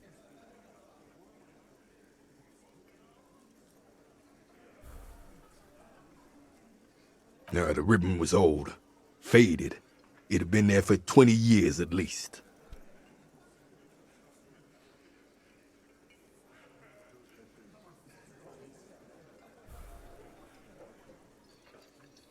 Why? This doesn't make sense. It's damn interesting, but it doesn't fit well, and you know it. It doesn't fit well, but it fits, and he knows it.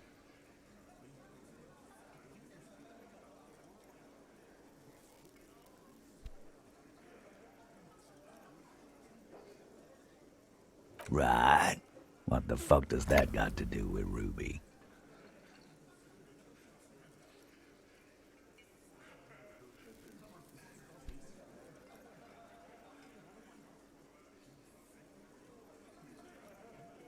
He makes a gruff gesture for you to continue. He gestures with his bear cap, so you haven't won him over yet. That bad boy goes down on the table only when he's completely focused on something else.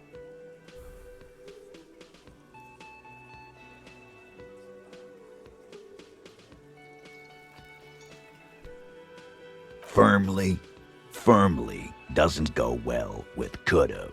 There's a route to the roof. Me and the boys need to check it out. That's what we've established.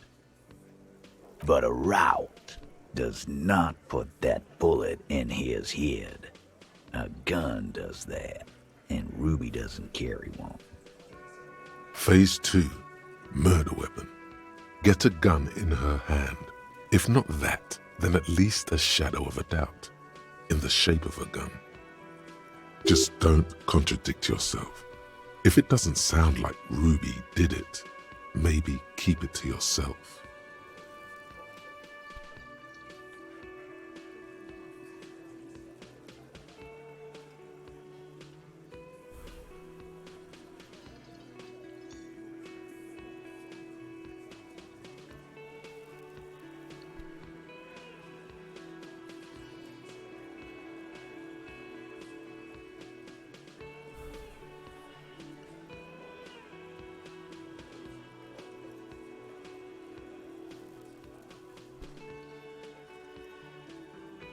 That looks antique. A Belle McGrave. It's inoperable. Where'd you get it? 20, maybe 30 rifles, Titus. Also broken, but still, there were too many. And there must be other caches too. God damn it. We need to close that dump down for good. Okay, I see your point. There are guns lying around. Damn it. I thought we'd found all the old spots. Why was that still there? We just missed one. Ruby doesn't know this place, boss. Just these cops digging up shit.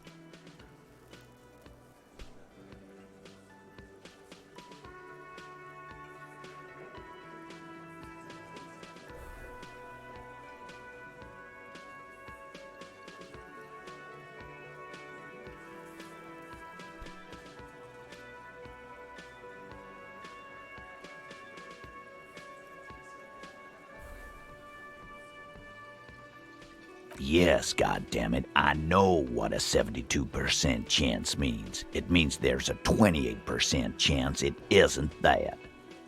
And 28% is... Just making sure we are on the same page. It doesn't all fit. We are just sharing info, candidly.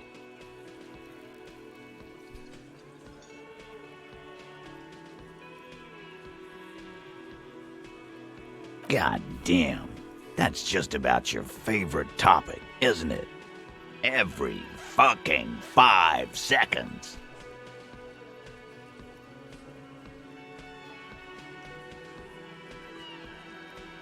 Trouble. This is Revachol. Even the roid heads in the gym had a carbine. No one has trouble getting a gun. I still never saw her carry one.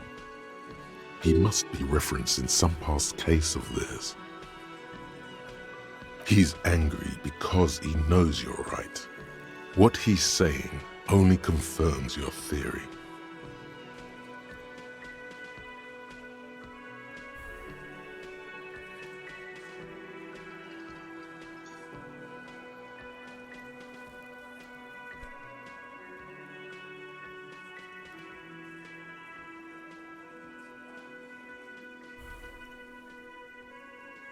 All right, Carl. Keep talking. I'll tell you when I've had enough. Pete, we're not seriously considering it, are we? Ruby wouldn't do this. Why would she do something like this? Phase 3. Motive. The last component.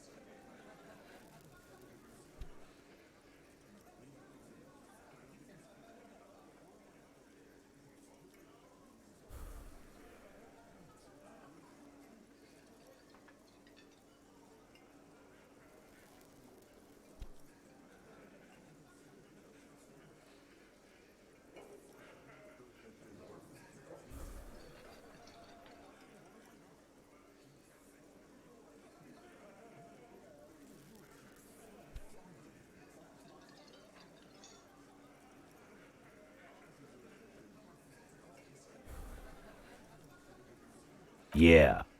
Like what?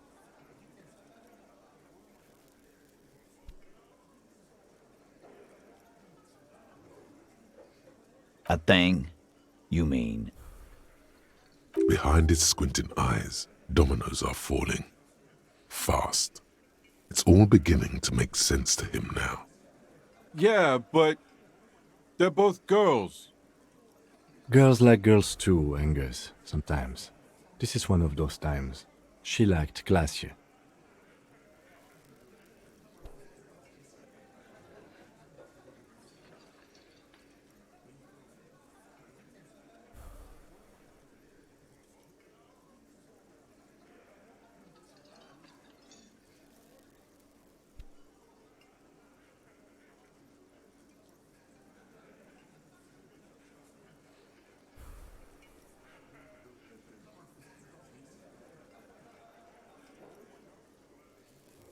Fuck you.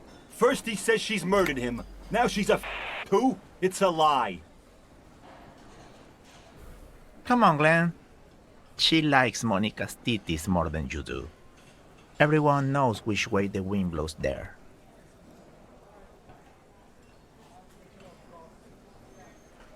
I did. I knew it. That's why she didn't fuck me at Fatty's birthday party.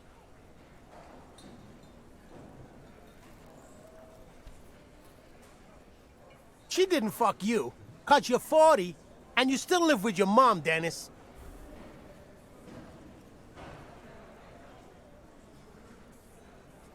Ruby then threatened her and told her to end her relationship with the deceased. This is some sordid shit. It's also the kind of garbage our Miss Aronier puts out to cover her own ass.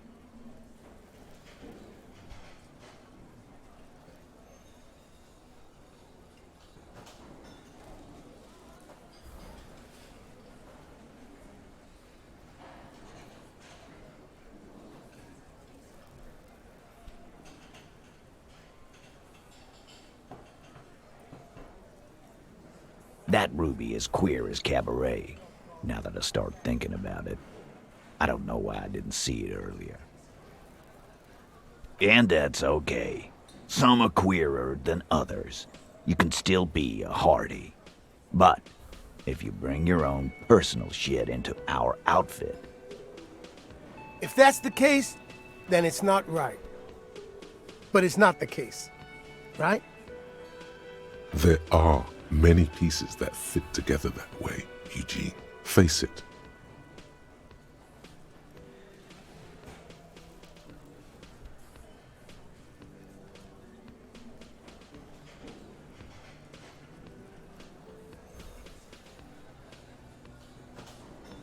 Nah, man. That's just Ruby. She's got shit under control. That's her whole thing. Plus, man, it's like female intuition, you know. Women talk to women. Which is sort of why we need someone on the team who they talk to. Eugene wants a woman on the team so they can do their job. That must be hard. Half of Martinez is female.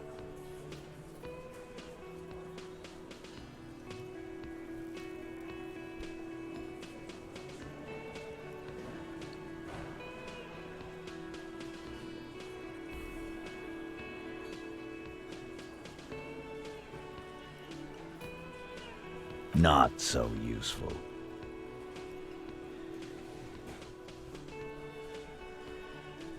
Fucking hell.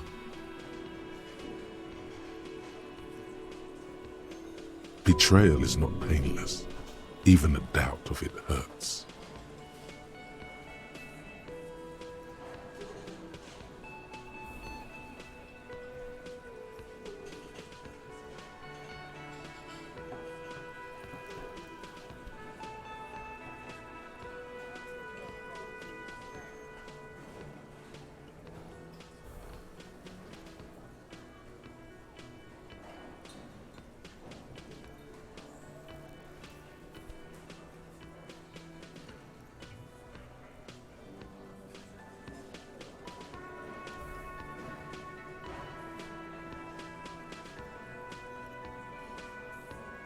And I suppose you have a theory about that too, cop.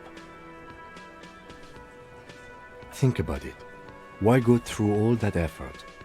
It was her idea, wasn't it? The hanging. You went along, but she suggested it. She had, like, a fully formed plan and shit. Right when she came back downstairs. Really, Shanks? Claudia wanted to talk to another girl, that's all. She was just the first one up there. I could have come up with that plan if I'd have been first. Time for a logics demonstration.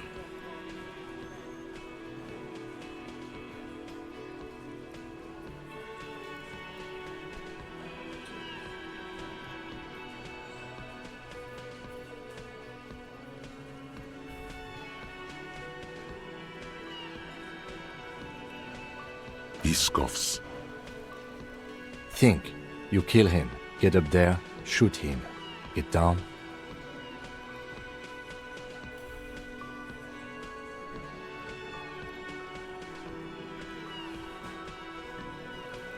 The man is silent. If she used us to cover her own shit up, well, that's a serious violation of the Hardy Code, boss. Which is why she didn't. This is fucking stupid, Titus. This and the queer thing, all of it. Why aren't more of you defending her? This is fucking stupid, Titus. Glenn, I thought the same thing when she skipped town and left us in this shit. Oh, so he didn't rule her out completely. And she's skipped town. This is good.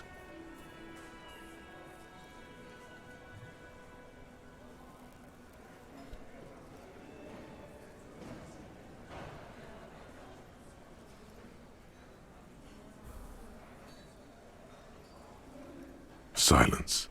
He looks around the room. The old man in the corner nods. A very small nod, and a trickle of tobacco spit on his lip. Yeah, I see it.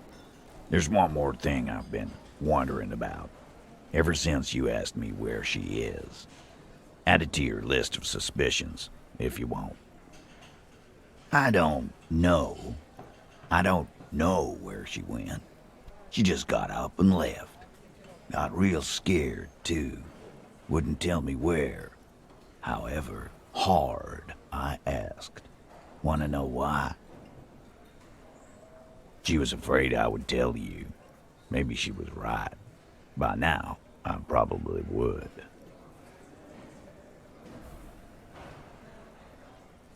She knew there's evidence on her, and she knew we'd find it. This is typical suspect behavior, why fleeing is always incriminatory. Perhaps. Ask her if you find her. It won't be easy, though. She made sure of that.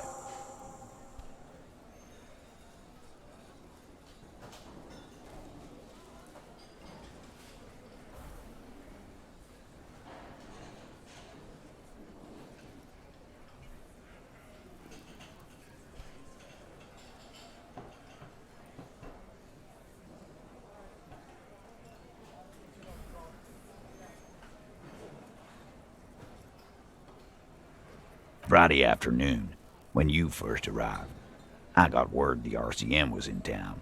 Then she came in to see me. Told me she was leaving. That's when we had our little conversation. She's not far. We know that much. She didn't take her lorry, so she's on foot. Good fucking luck, man. She knows this place like the back of her hand. You'll never find her. Yeah, Al. And we won't either. She's not really a hardy candidate anymore, is she? She's not, Glenn. A little. On the coast. Where have you looked for her, more precisely? More precisely? On the coast, past the waterlock. She's not here, so I'm thinking she's there.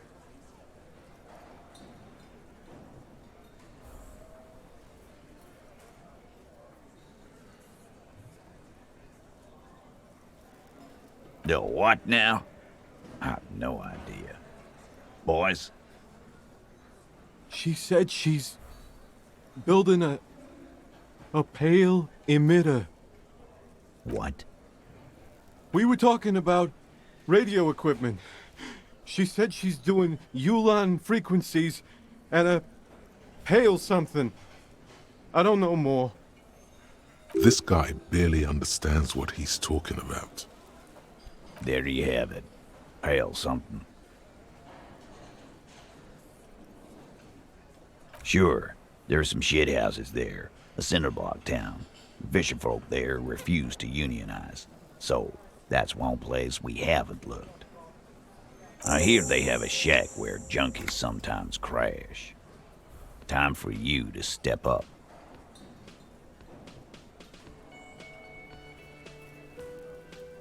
We will start there. One more question. What does Ruby look like?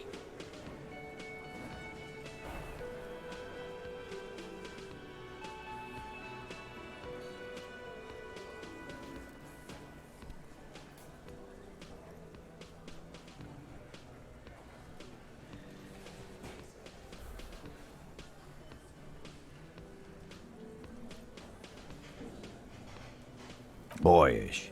Hair's red. Dyed. She looks like a Lowry man.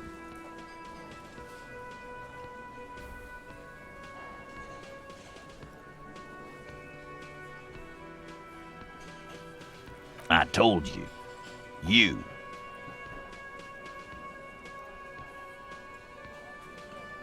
No, you.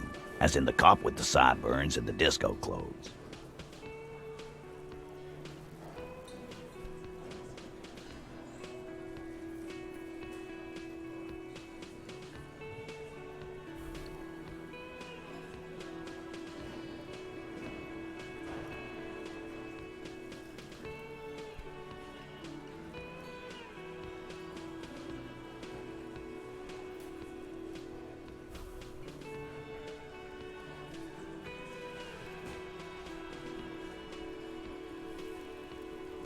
Sure.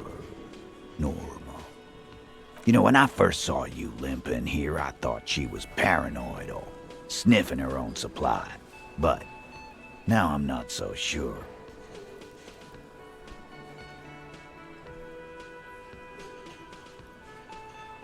She said you have a funny taste in clothes, and that you won't stop. Until you have something on her.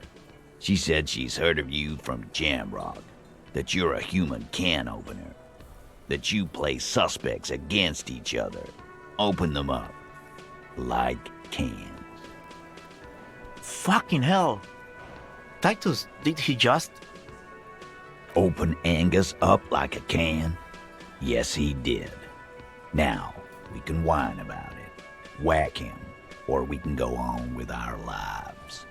I'm having a go on with our lives kind of day, Al. How about you? Silence. He nods.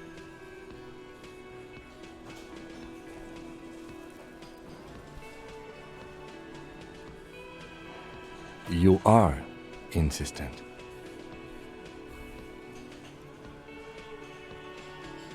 Yeah, there was something else.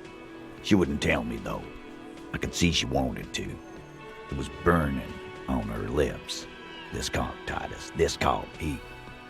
But she was too scared. Scared? You should be too. A strange fear creeps over you. A metallic taste in your mouth. Change the subject. It'll have to.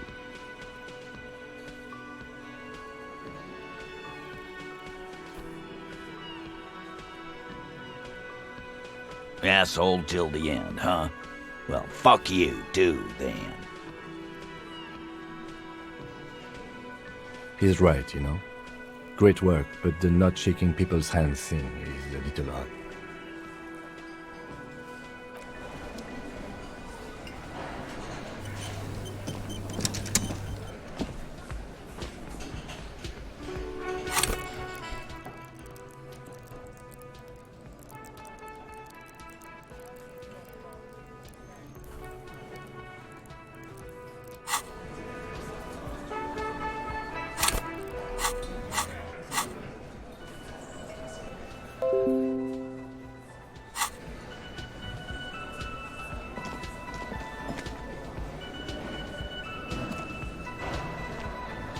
Hi again, gendarme.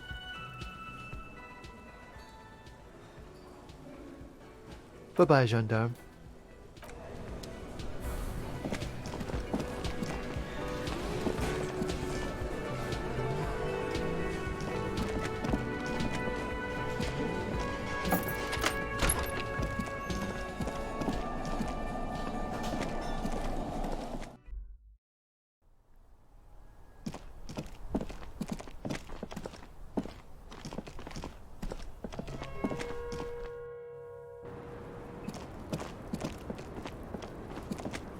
Officer, it's a fine day for questions.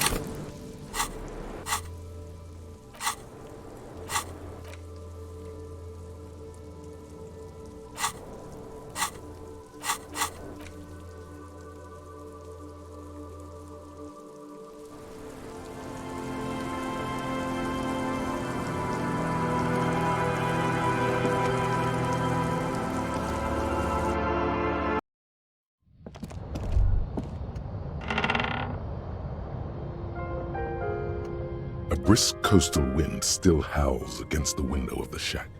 Occasionally, the waves crawl in under the foundation, producing a low hum.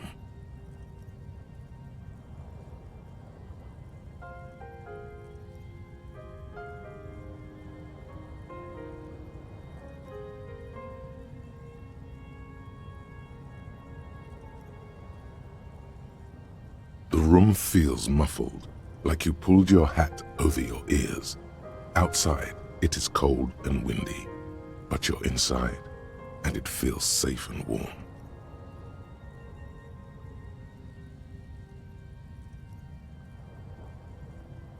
What is this place to you?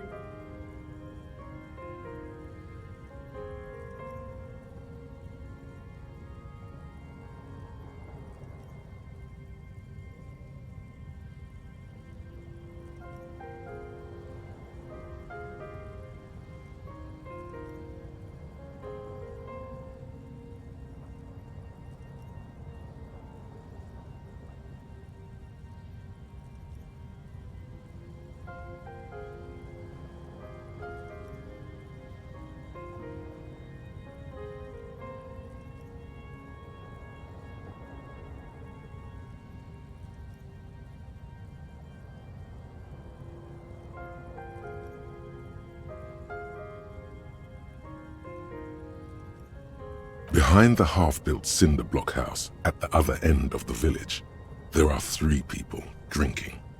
Your new crew. You don't need the old crew. Oh no, you have a new crew to get drunk with. You already were a part of their crew once. You can get drunk with them again. You're probably going to hang out there a lot, behind that cinder block house. It's where you belong. There is no going back. Outside, the howl of the wind has picked up. The waves crash against the stilts again. It's as if you think the thought, but in someone else's voice. Look under the floorboards.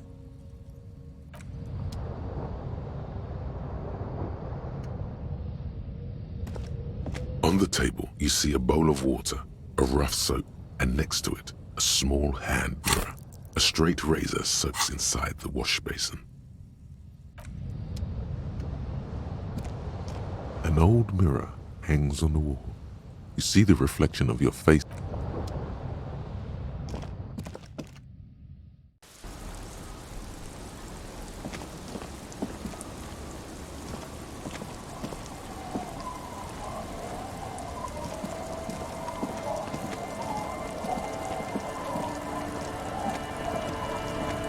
Aye, the sea's gonna calm down soon, I can feel it. The wind is turning southeast. Oh? Who?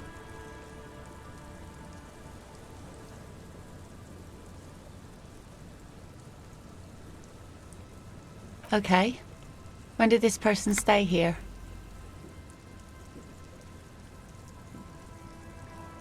Oh.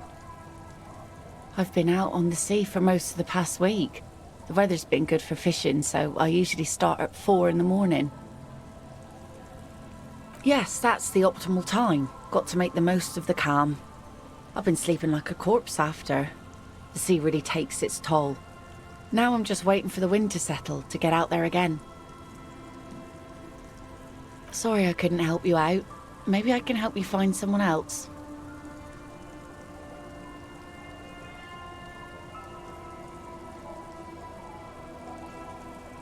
Well, how can I assist you then, officer?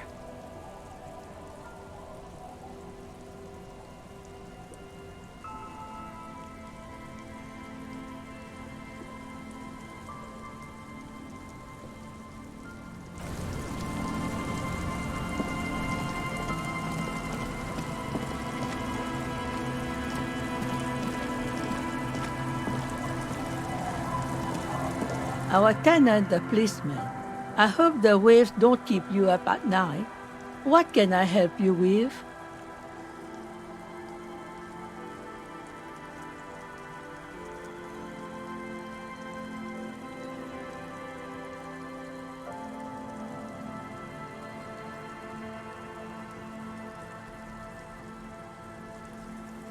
Nay, I haven't seen anyone lately.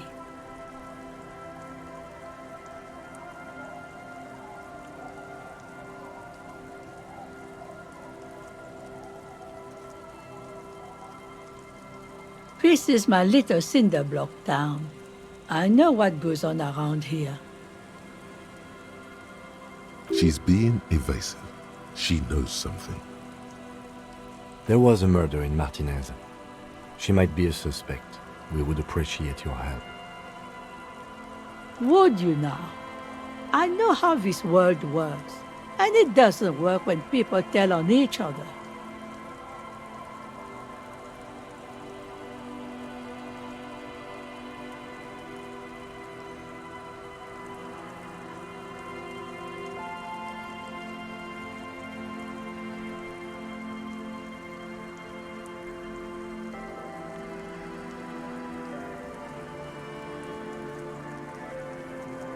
Ah, I should have known. This is yet another union mess. I'm not afraid of them, you know. We are not in the habit of being afraid around here. Enough of this. She better start talking right now.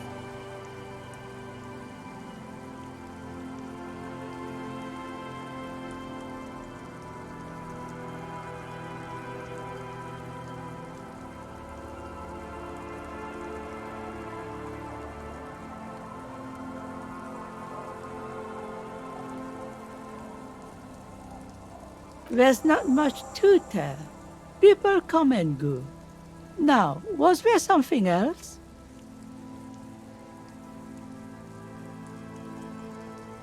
I see, ma'am. I hope you don't mind if we look around anyway. You should look around your shack. Maybe she's rented it out to others too.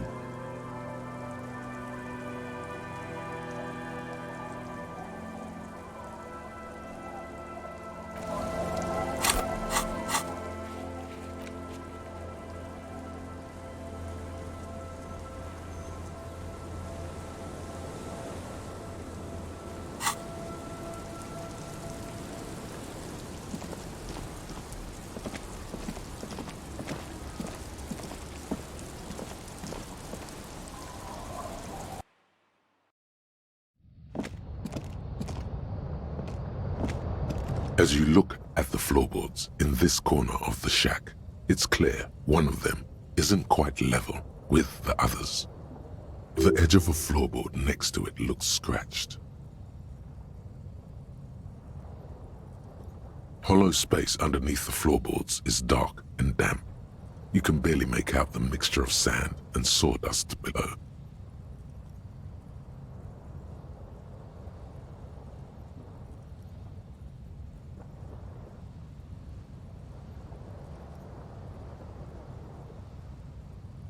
Nothing particular catches your eye. Looks like more reeds. There might be something hidden inside the sand, though. You stick your hand in and start combing through the sand. Dry, not like outside. Fine dust. And then something hard wrapped in paper. A small cylindrical object. You pull it out.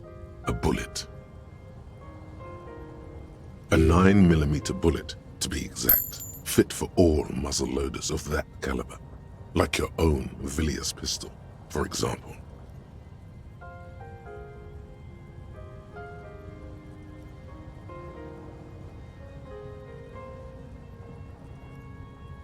The floorboard doesn't care, but maybe the washerwoman does. You have enough to confront her with.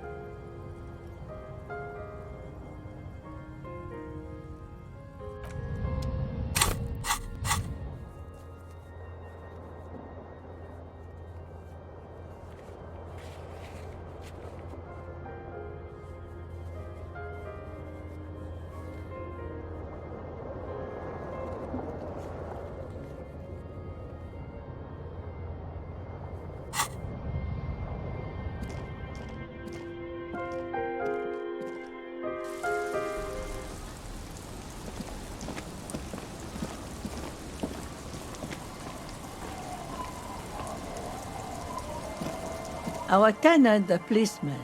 I hope the waves don't keep you up at night. What can I help you with? Damn that girl. A bullet?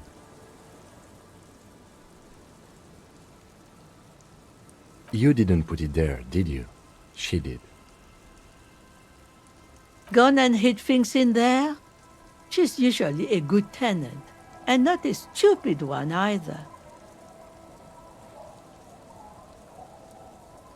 Yes, I let my room to that Ruby girl.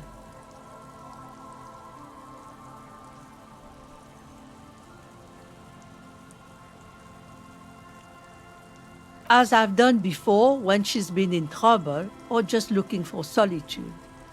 I've made it clear. We welcome all kinds of people here.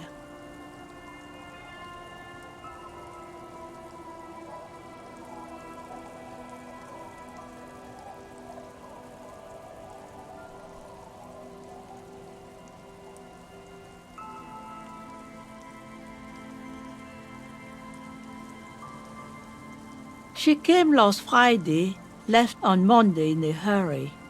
What has she gotten herself into, that girl?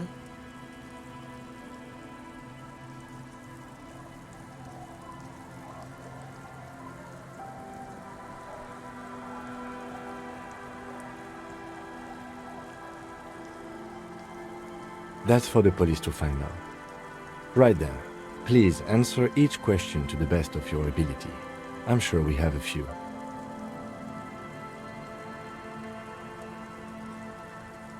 Yes, early with the dogs, around 8 o'clock, I think.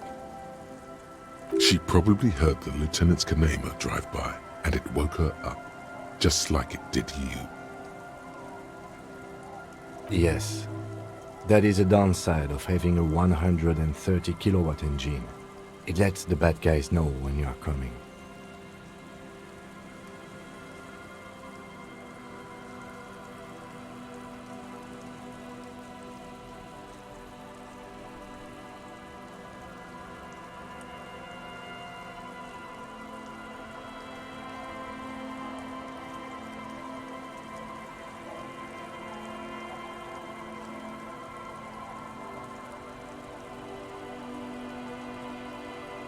I cleaned it, like I always do.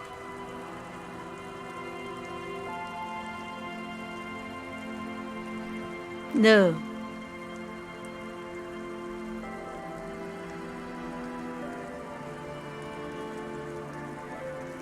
The truth, sire.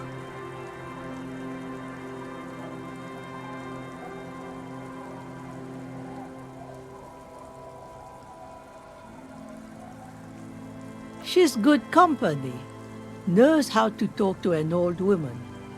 At my age, you don't get a lot of quality conversation, so I really appreciate that about her. Did she talk to you much during her last stay? No, she was mostly silent this time, kept to herself.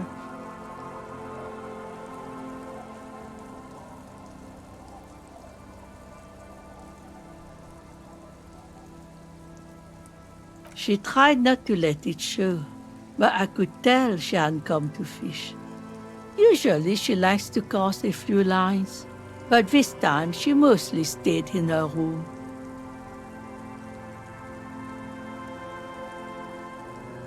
How would I know? She's a gruff one, but not violent. She doesn't go around toting a gun.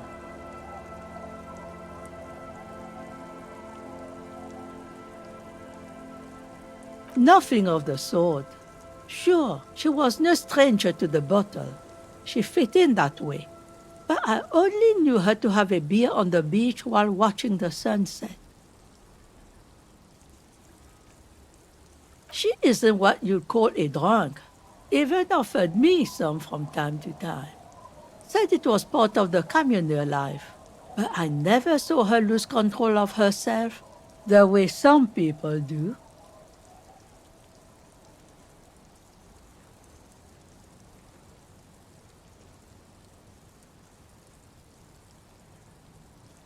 Not that I know of, though she was into nice music. She once showed me a few mixtape milieu she'd made.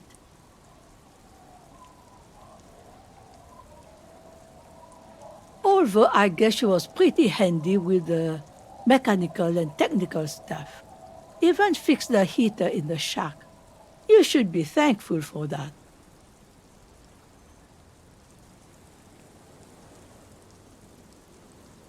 I don't know. Further up the coast, she tried to leave quietly, but the hinges on that door screeched like a cat in heat. Woke me up.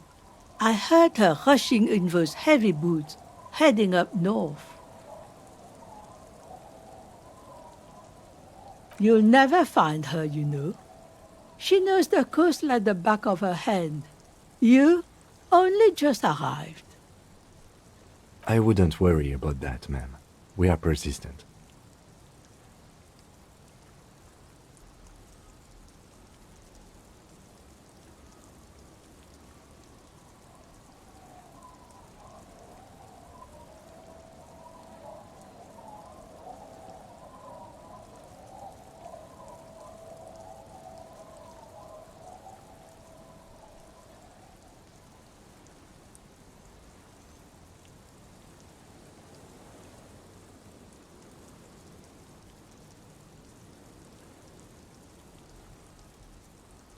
Are you sure you would rather stay here? Get a nice cozy fire going in the heater? Seems like a better idea to me.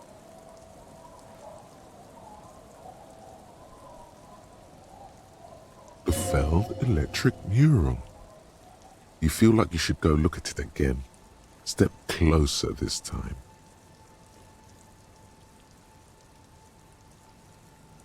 What more do you want to know about that poor girl? Yes, let's hear those other questions. One thing, officer.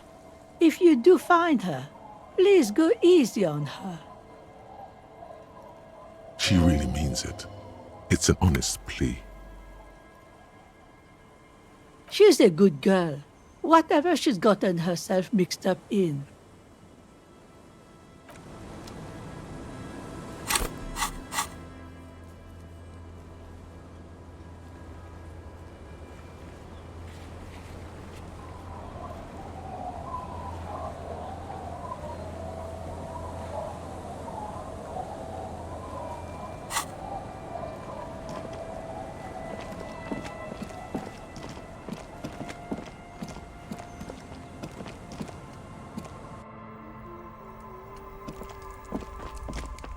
Hello, mister.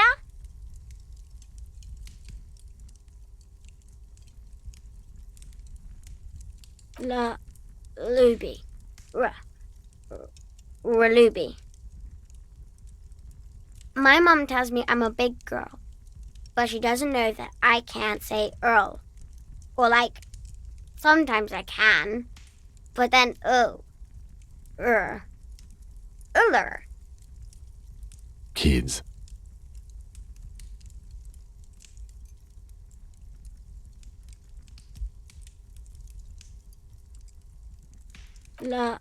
Luby. My mom Kids. Bye!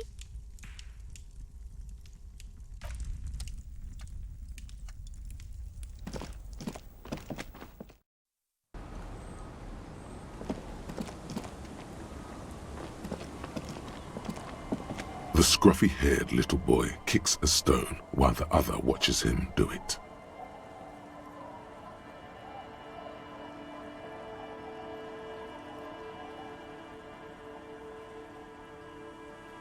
Yes.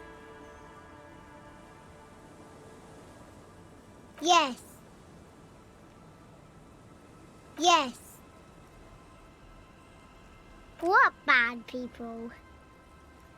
I don't think questioning 4-year-olds without their parents present is going to crack the case.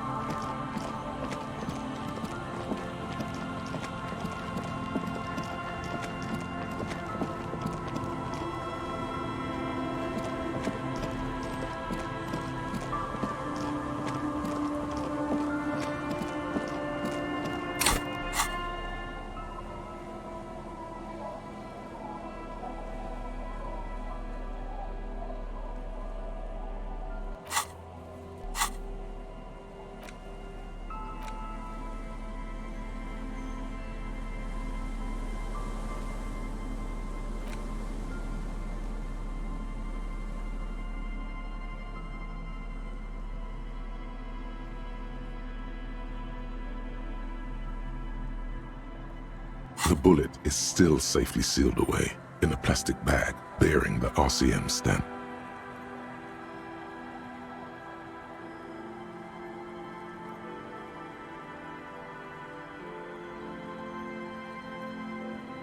A jacketed bullet. Okay. It would have been shot from a military-grade breech-loading rifle, not from a muzzleloader like those typically found on the streets of Martinez.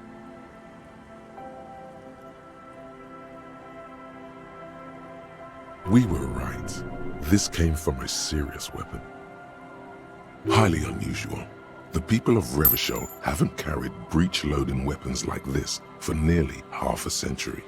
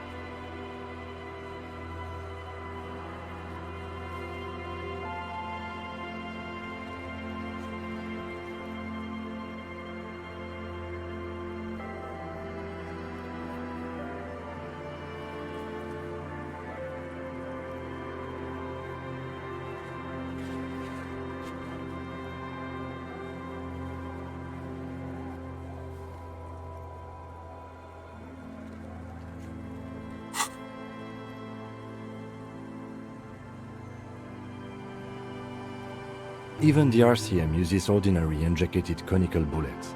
This is strange. Very strange. I like this, officer. Strange means unique. Unique means incriminating. We need to find the gun that shot it.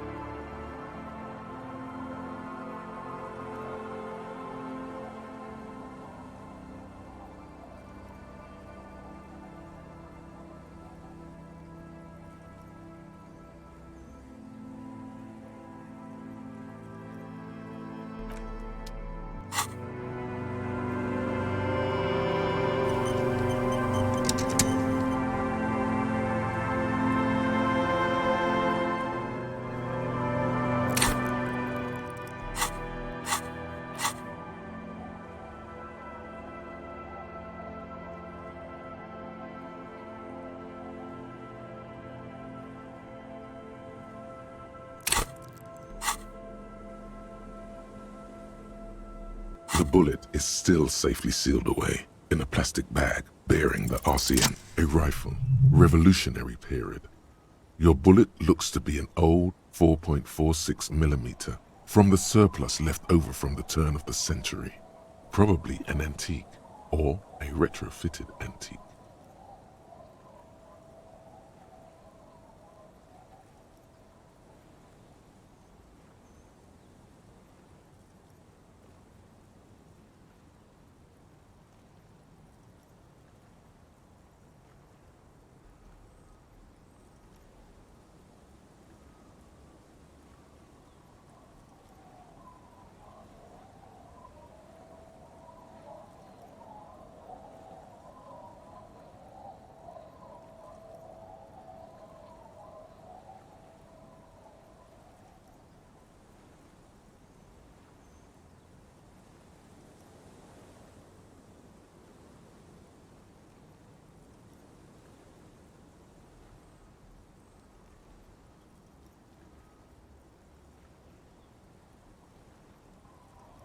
The 4.46 caliber was widely used with the Belmargrave rifle, a Revacholian manufacturer.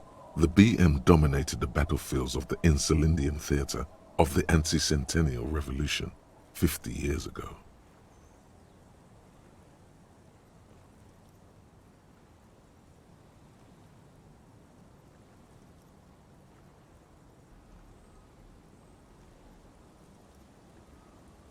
Incidentally, you have just such a rifle with you. The dusty old thing you found hidden in the basement below the commercial area. It's unusable, sadly. If it were, the bullet would probably fit the chamber.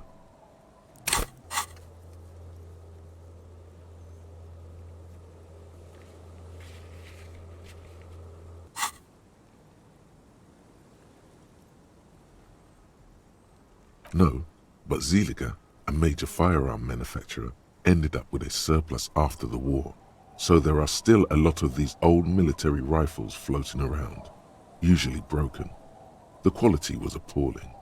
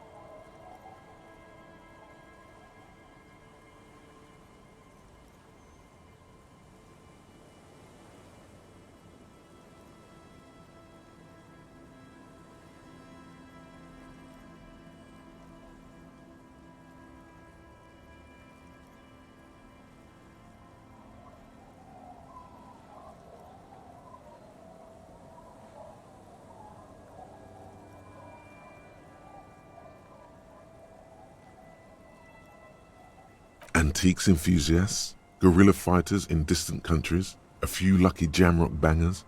You're looking for the same thing you found in that hidden weapons cache, only in working order.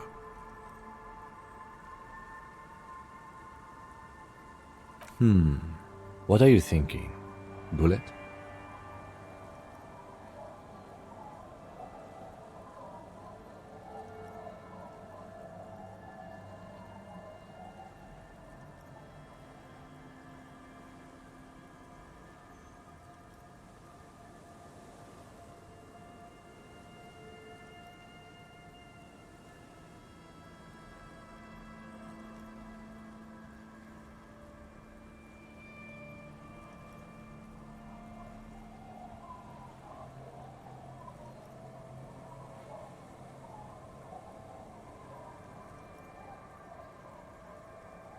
Okay.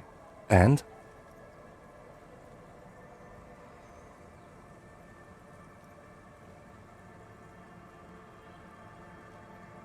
An antique. That makes sense. There can't be many breech-loading rifles floating around in Martinez, or anywhere in Ravachol, really. Sure, there's some arms trafficking, but the laws prohibiting the use of breech loaders we inherited from the monarchy have been effective, from what I've seen.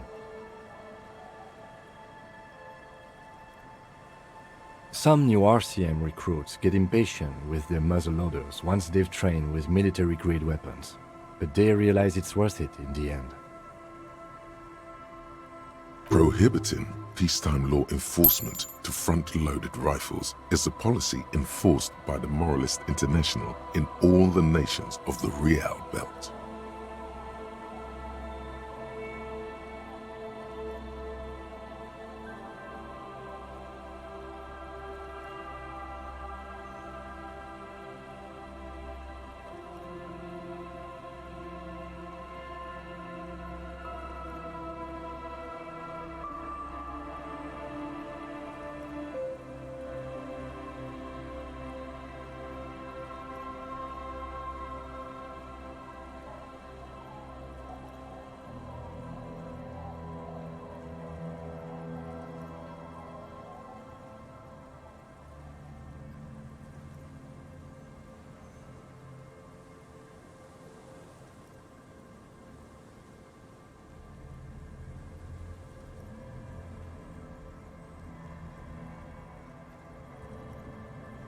Imagine if everyone, cops, citizens, had access to firearms that could shoot multiple rounds without pausing to reload. After the first shot, the second, third, and so on come much easier. But back to the investigation.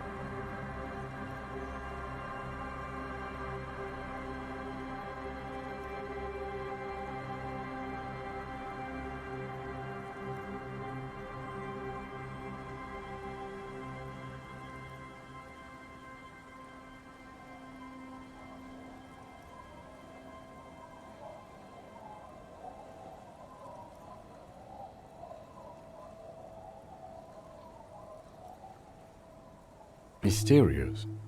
Okay. Either way, we'll know when we find the gun.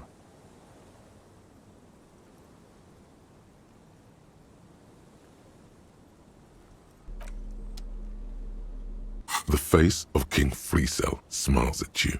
For some reason, the bullet is still safely sealed away.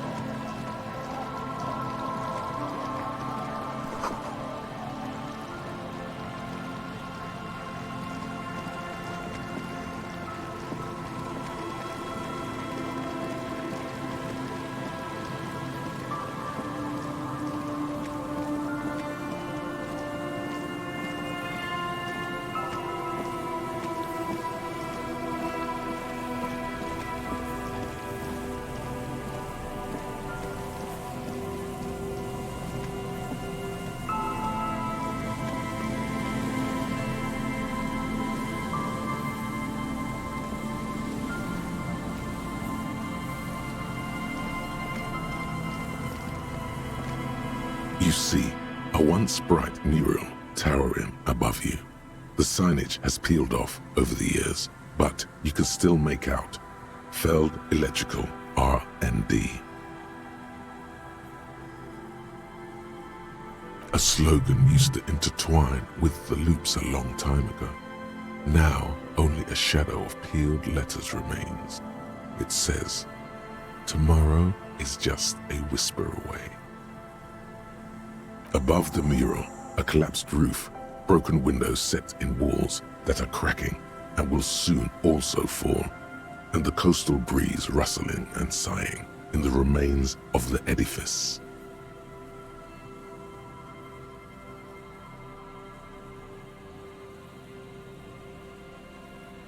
Feld Electrical. How ironic. All these dark rooms.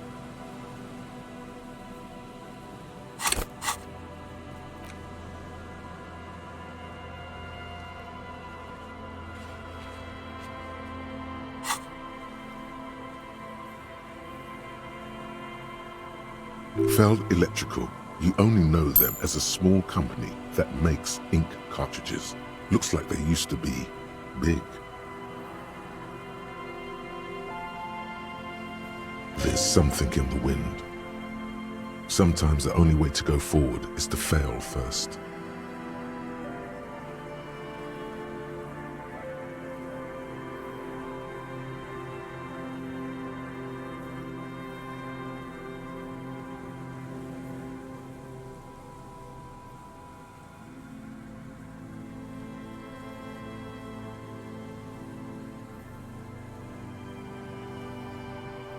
Indeed, somehow you knew it was here. An urban ruin gutted by looters that once used to consume money and dispense warmth and light.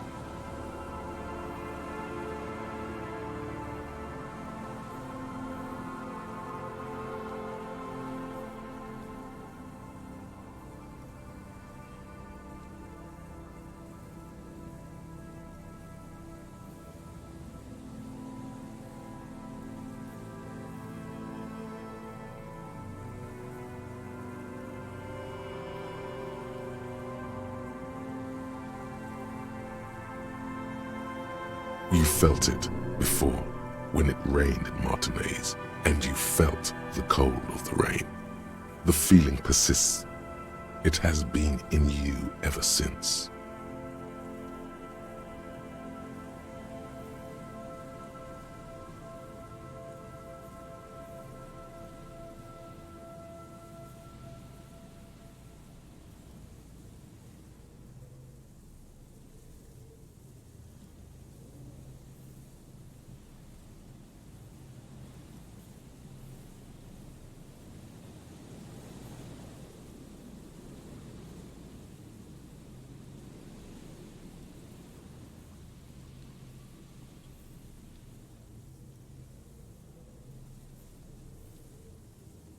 In there? She could. Or she could be in the identical room over there, or in that boat shack. In that church tower, maybe.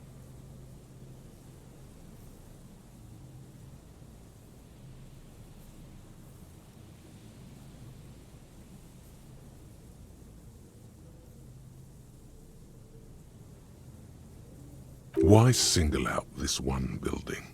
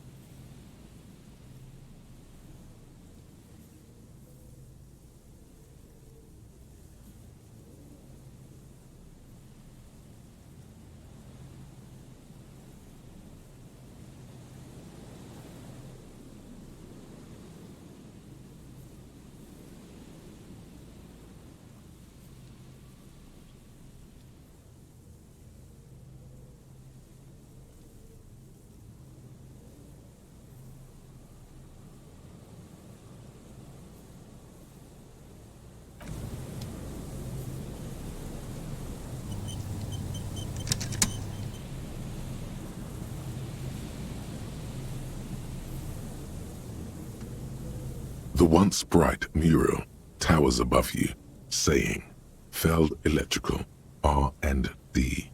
Tomorrow is just a whisper away.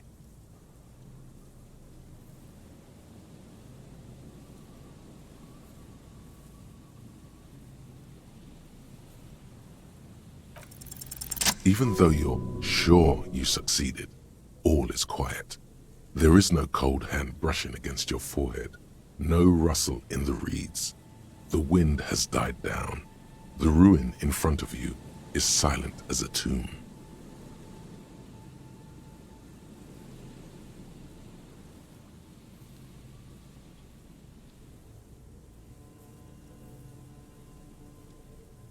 Trying to talk to the wind, the city, whatever you thought would happen, did not.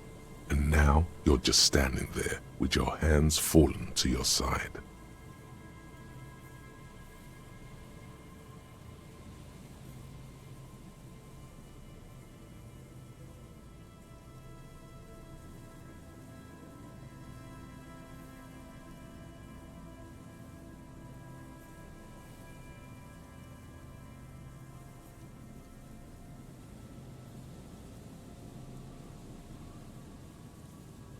Is trying to talk to the city something you've done before? Is it in your secret repertoire? A trick for when you're out of ideas?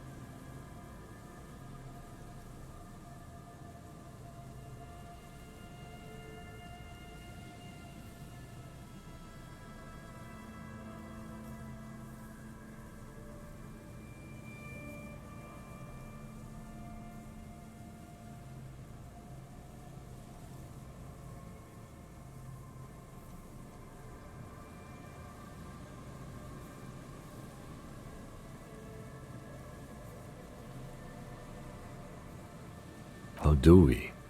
I was really hoping she'd be in the village. Okay.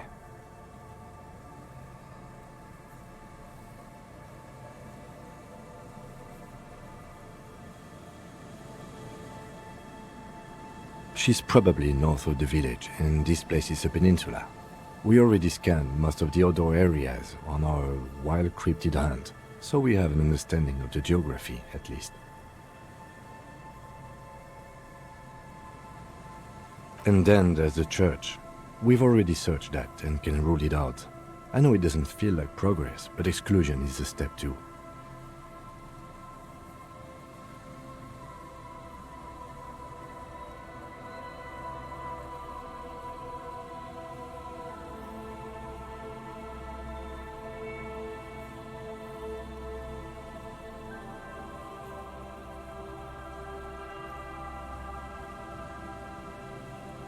Anyway, we do it the old-fashioned way, sector by sector. Go over the whole peninsula, ask the locals, enter the places where we can enter first, like we did in the village.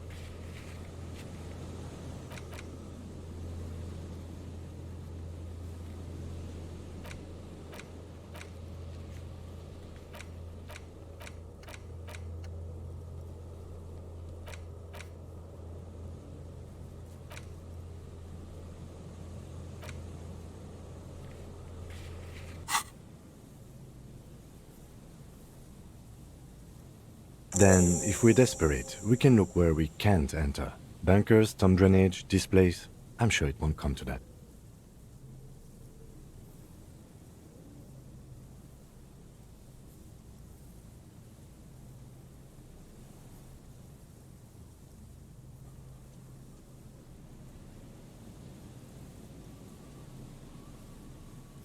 Walk the coast, the old boardwalk, the reeds. You can always come back here and talk to the wind again. Look where it already got you. Buckle up and raise your collar. This search is going to be wet and cold.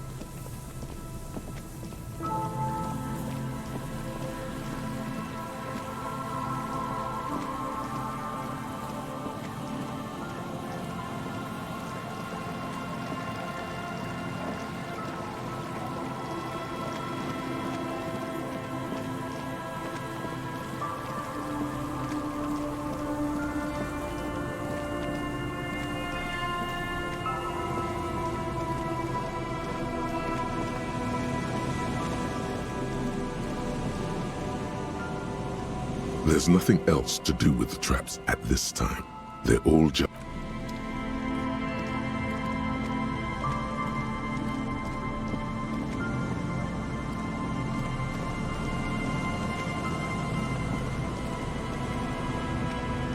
The dome-shaped plastic buoy bobs up and down in the water amidst the trembling reeds. The ajar latch still...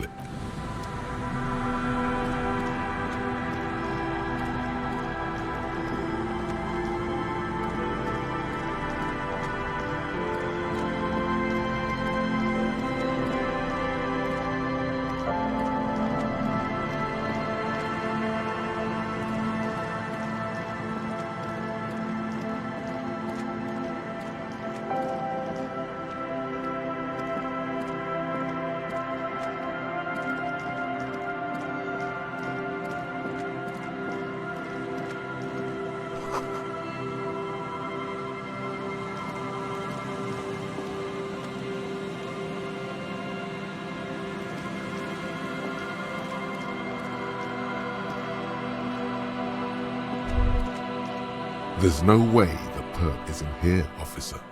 Look how scarred the boards are. All attempts to pry that off have failed.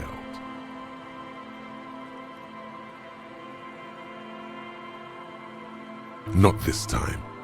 The opposition is insurmountable, but I like the spirit. Have some points. It's lonely and cold without points.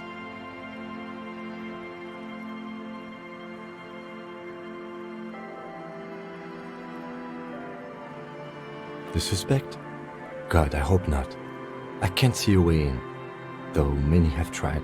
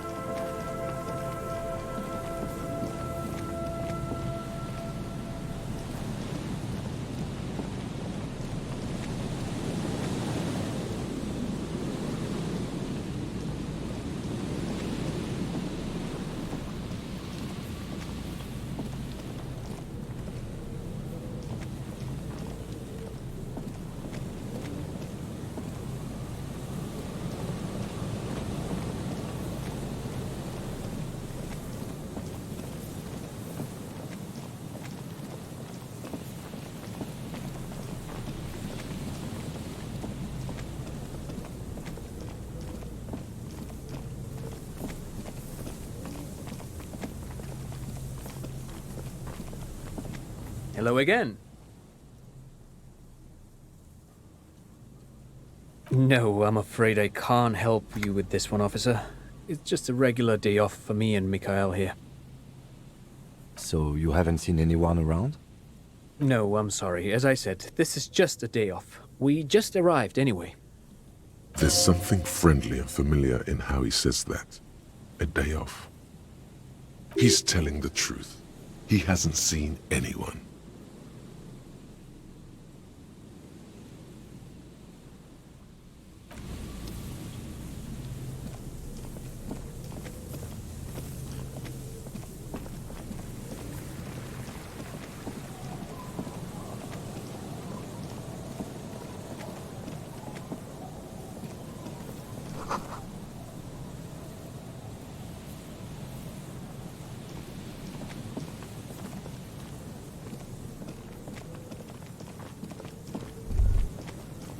The light vanishes inside the concrete slit. The structure goes deep under the earth. Maybe it's just a storm drain for the sewer.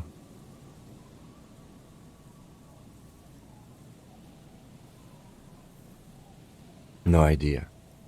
Could be connected to one of the buildings around here. We might find her down somewhere. There's an old storm drain system beneath Martinez that's mostly collapsed. Revachel's sewage system has been built and rebuilt 4 or 5 times now. In conclusion, she could be under any building.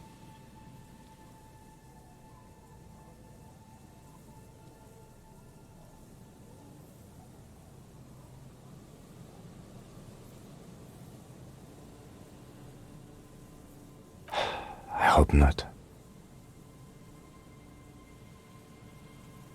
There's no echo and no answer. The silence of God. Sorry.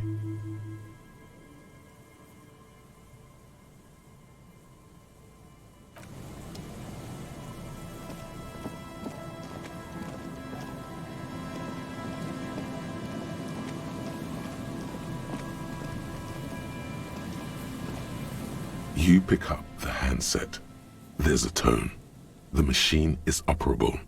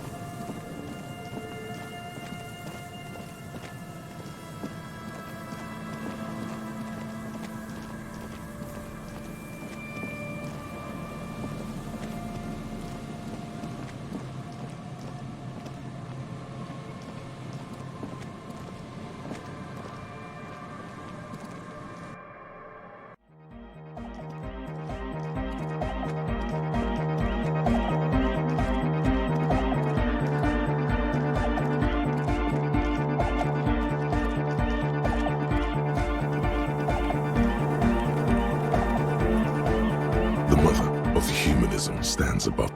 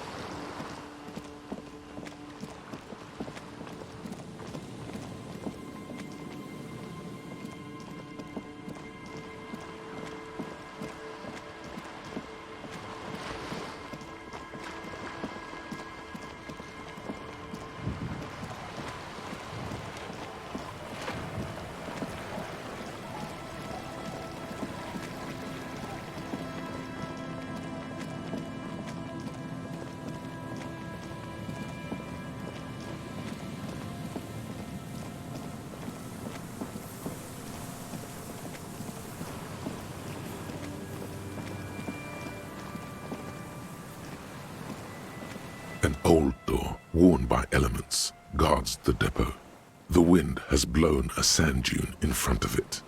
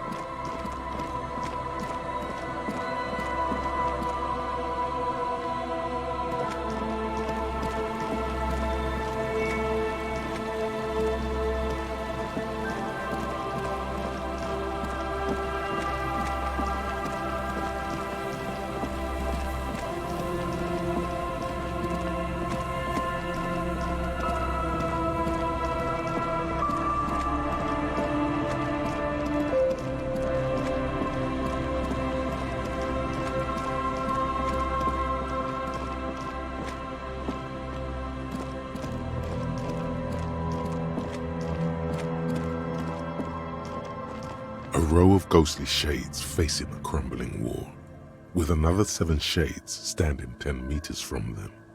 A cold sea wind blows away behind this building, the other one, once filled with engineers and designers.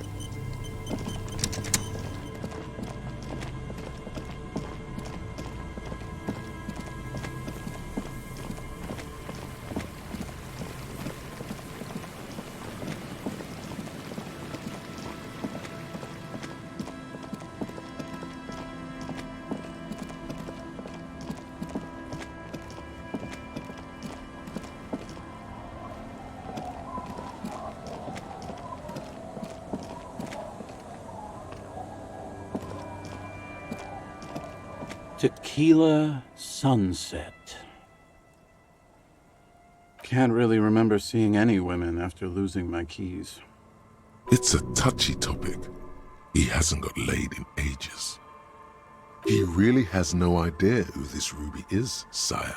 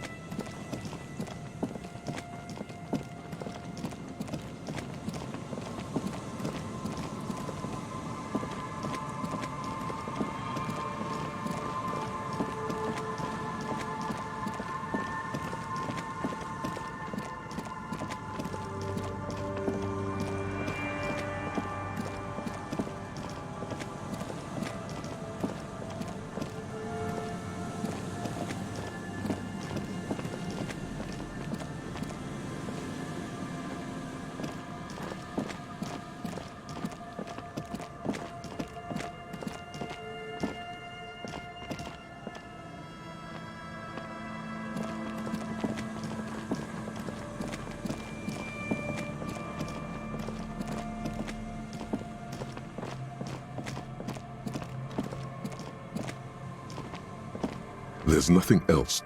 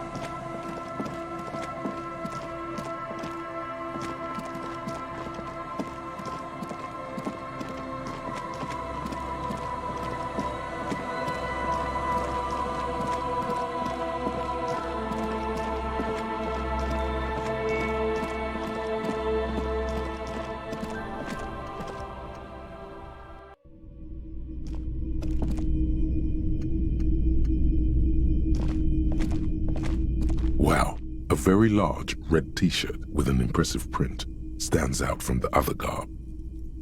Oh yeah, the print depicts a muscled man striding toward you, a giant sword in each hand, encircled by burning embers. Behind him is a cluster of cabins engulfed in flames. Beneath him are the words, Hjelmdal burning. Smells like worn cotton and a little old sweat there. Worn cotton with a side of flea market or trash bin. Sniffing is okay, but please don't try anything on. Can't have you leaving your photon emissions in the fabric of things you're not going to buy.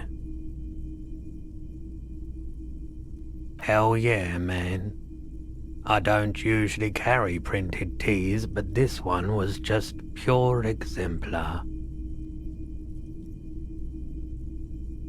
A fan? No, I wouldn't go that far. But I do think the Hjelmdalaman saga is an integral part of our shared reality. Most people don't think that the man from Hjelmdal really existed, but they're wrong. I mean, even if the man from Hjelmdal didn't exist before the adventure novels, the stories have made it so that he has. It's... Okay. You sound skeptical. It's not that complicated. All that's required is a more robust understanding of cause and effect. Besides, I've been to Kotla, though not quite as far north as the Hjelmdal, and watched northern lights travel across the sky. Very unique, energetic tides there. His theory isn't exactly incoherent, but its logic does suggest some unusual neural activity. Interesting. 2 real. That's dirt cheap.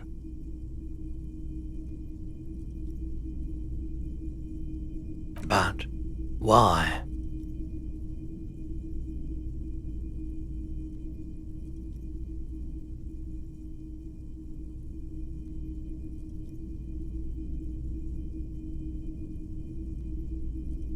I deal in goods, not services.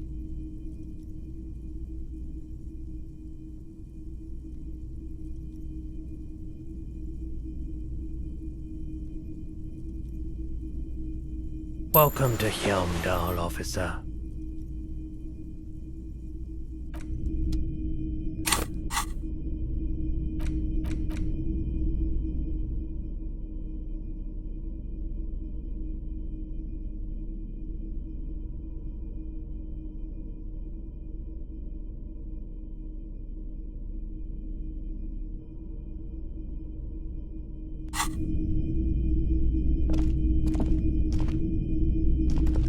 Hello, hello. Let me know if I can help you with anything.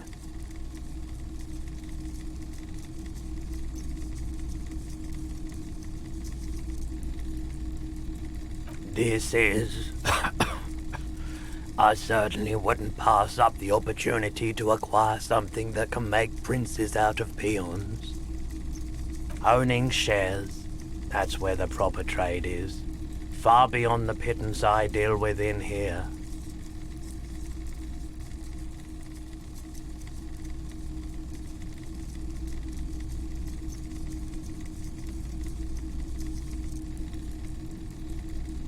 Nothing's wrong with it. The shop suits me fine, it's just... we all need a bit of luck in our lives, you know. A lottery win. No can do. I need to make money. This is a business first and foremost, not a charity.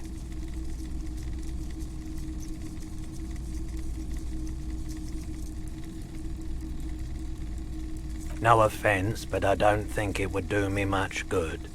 Nothing to do with you. It's just my customers tend to be, well, they wouldn't know who you are. I'd be glad to trade for your shares. Let's stick to that.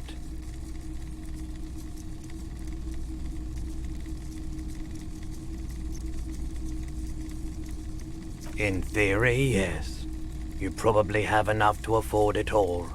However, I don't plan on selling up and joining the Mastodons of La Delta just yet. Shade's hair is certainly junked up enough to fit in with the big dicks swinging wild and free across the river. What I can do is trade that modified streetlight over there for some of your shares. It's the most expensive item in here. The finest in interior lighting. Expensive isn't everything. And we know that light isn't even a recognizable brand.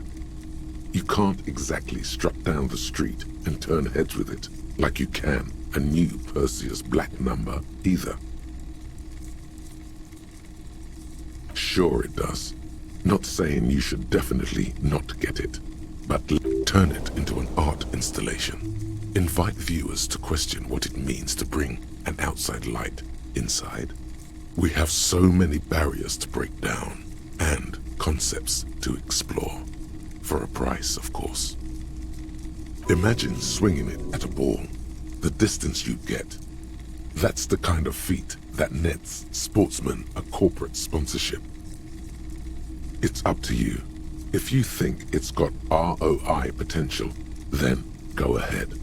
Just bear in mind that these shares are developing into a fortune without you having to do anything. Nothing else in here carries that much value, I'm afraid. Plus, I need to make sure I still earn some actual cash for food and such. Have another look at it. Really take in that quality craftsmanship. Any other questions in the meantime? The Coldima Madaqua?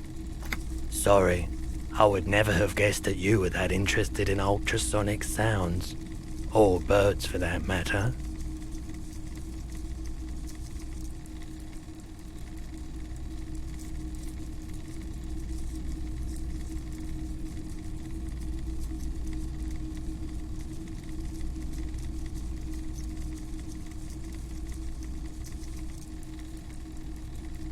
What an interesting development.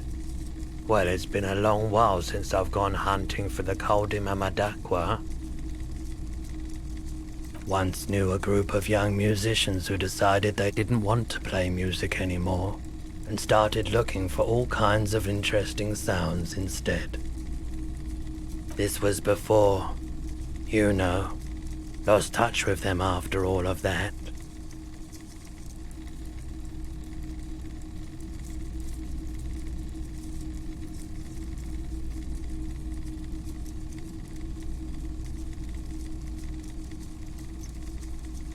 Cool or not, one of them was obsessed with recording the Coldima Madaqua, and he was one of those passionate people who know a lot about all kinds of strange things, so he got the rest of us to join in his search.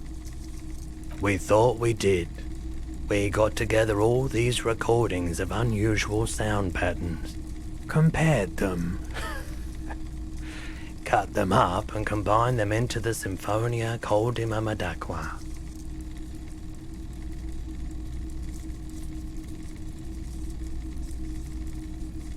Unfortunately, I don't have any recordings from my old life. None at all.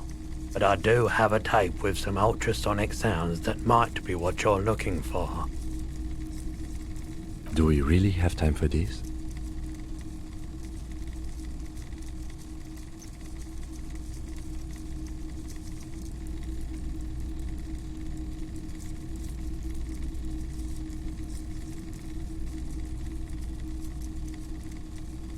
This recording comes from down the coast.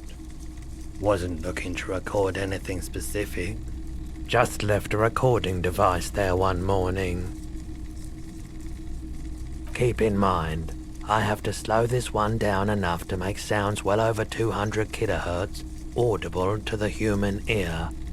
It will be strange.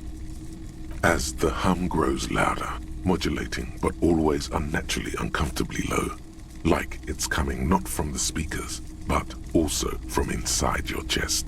Breathing is becoming difficult. That's an illusion. Your breathing is just as it was and will remain that way unless you start panicking. He nods to you, reassuringly, just as more diverse, higher-pitched sounds, some random, some appearing to form patterns, hit your eardrums. Seabirds most likely, gulls and such.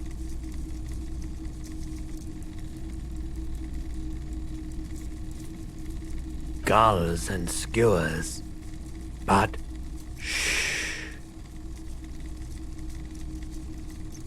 That's it. The signal in the noise. The thin whisper. A low range of sounds is easier to handle with a focal point, but still troubling. You are mesmerized by the sounds, but also feel nausea welling up as the motif continues, then begins to recede, dissolving in what must be the sound of water lapping at the bank. you know, now that I've listened to it on these new speakers, it's not the cold Mamadakwa. Wrong patterns, wrong photons. Probably some insect trying to sing higher than its predators can hear. Still, fascinating, aren't they? Early morning sounds.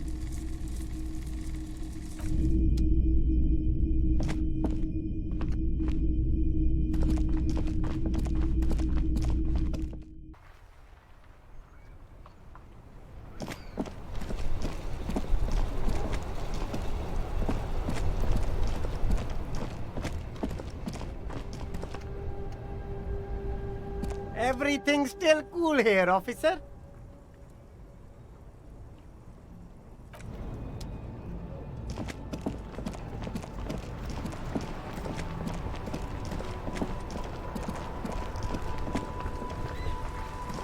The worn and beaten wooden planks of the bench do not look overly comforting.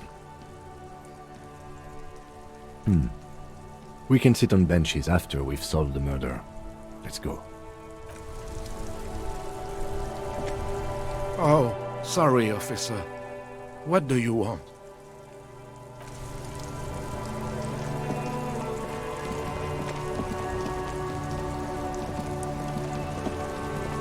Inside, you see a set of steering levers, a radio microphone, a pull-out toolbox, and the soft glow of the fuel preheater gauge.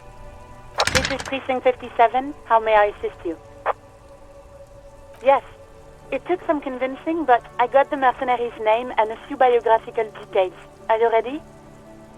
The lieutenant leans in to listen, notebook in hand. That suit of armor was issued to an Oranese citizen named Ellis Kortenaer. That's Ellis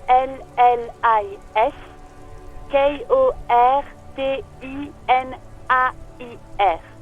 Exact date of birth unknown. He was signed into the Lelystad County Neonatal Care Unit on 28th of February 09. He was found as a newborn in a leaf compactor near an abandoned farm. He spent 4 months in the neonatal unit, survived apparently, and was assigned to a foster family at 2. This is what the ICP knows about him.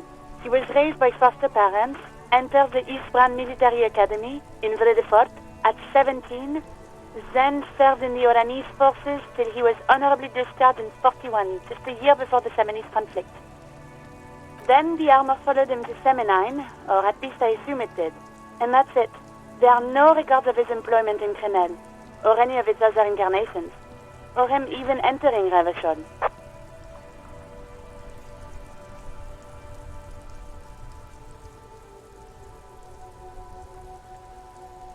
It's a garden tool used to press leaves into these cubes. It's a detail the hospital had, the only detail in these files. So I thought it would be good for you to know. It is. Thank you, Alice. None, officer. Sorry.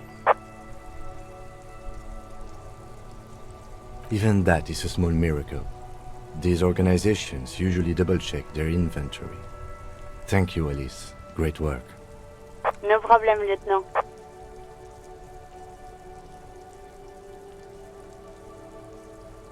A name. This is very good. Élise Cortenard.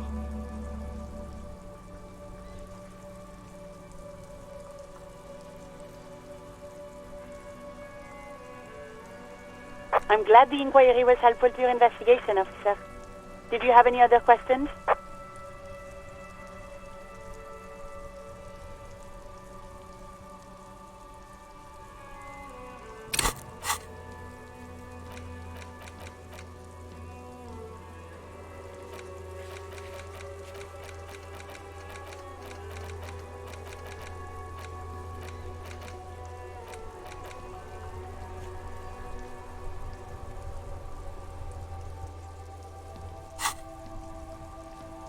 Just a second, officer. Sylvie Malay. Yes. Hello? Oh, great. What else do you need, detective?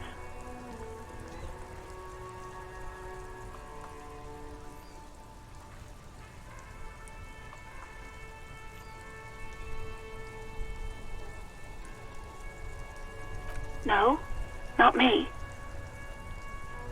No. I honestly... Seems like Glacier wasn't lying when she said it was her. This corroborates her story. She made the call. I wouldn't be so sure, Detective.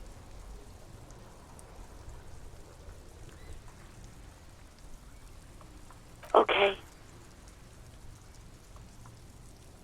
You hear the call breaking up on the other end of the radio, and then... Anything else I can help you with, officer? 57's over and out. In the cabin, you see a set.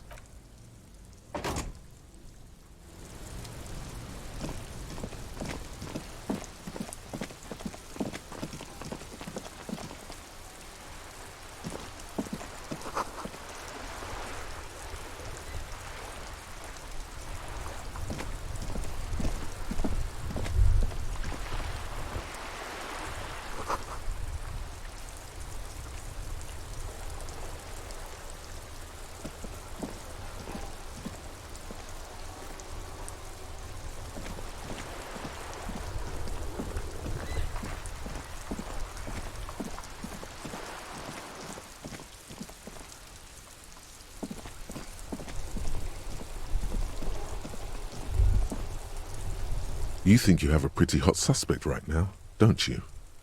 That Ruby of yours?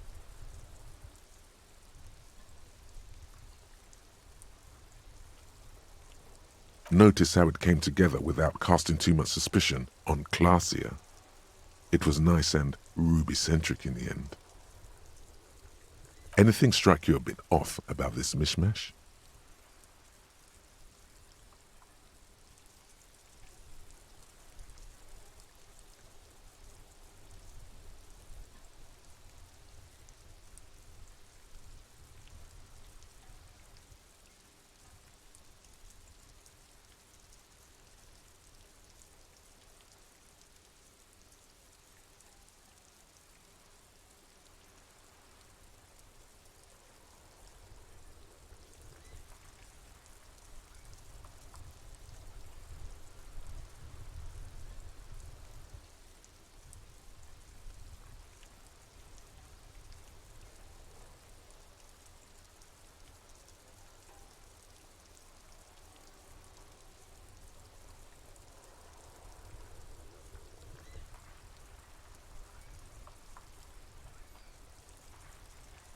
No, they didn't.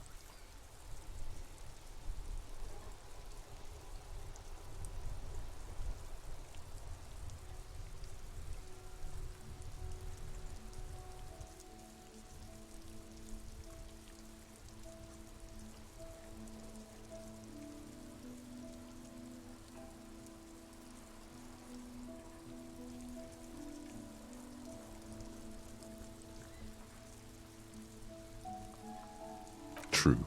Strange how you conducted the whole advanced ballistics analysis and then hand-waved it.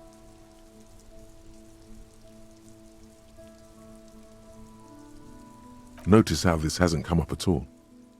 Even Hardy and his boys didn't mention it. Neither did you. Good point. It is rather rare these days, but do continue. Absolutely. It could have come from anywhere, but you're suddenly so certain it came from the roof behind the window. That's right. Finish thought. Just finish it and conveniently go on. She's watching you leave right now, you know that. Free as a bird on that roof, lighting up a cigarette and thinking, am I glad Ruby's in this shit and not me? Don't listen to this guy. The theory was solid. He's just jealous. Move on. It's no use harassing her further.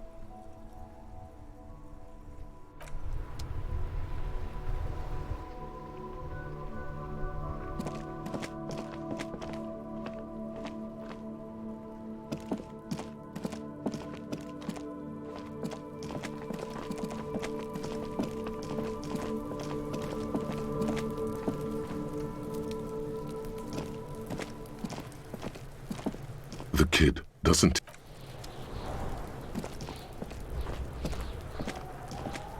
What do you see?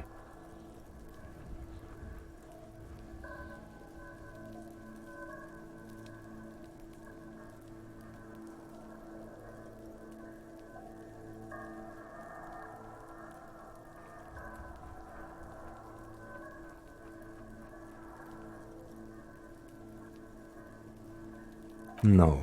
These prints are pretty standard. The ones in the dust looked custom. Or maybe they're just a foreign design. It's a boot print, whatever the case.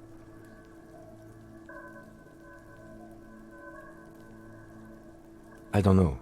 They're about the same size. Not the same boot, no, but they could be the same person.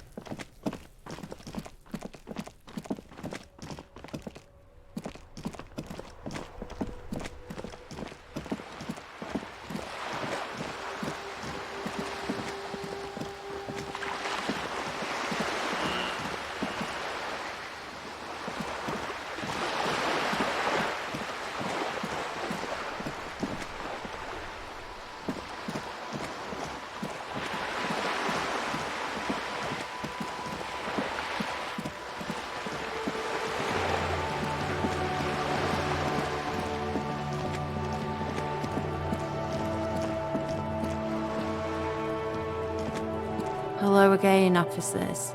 Have you come to admire my mural?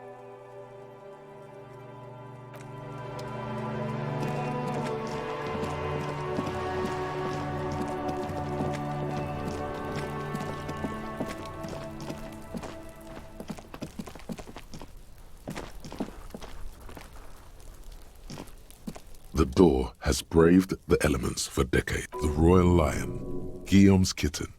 This knocker will last a lifetime and then some. The key stops midway in the lock. Some things the lieutenant looks first at the door, then back at you, then signals you to back off from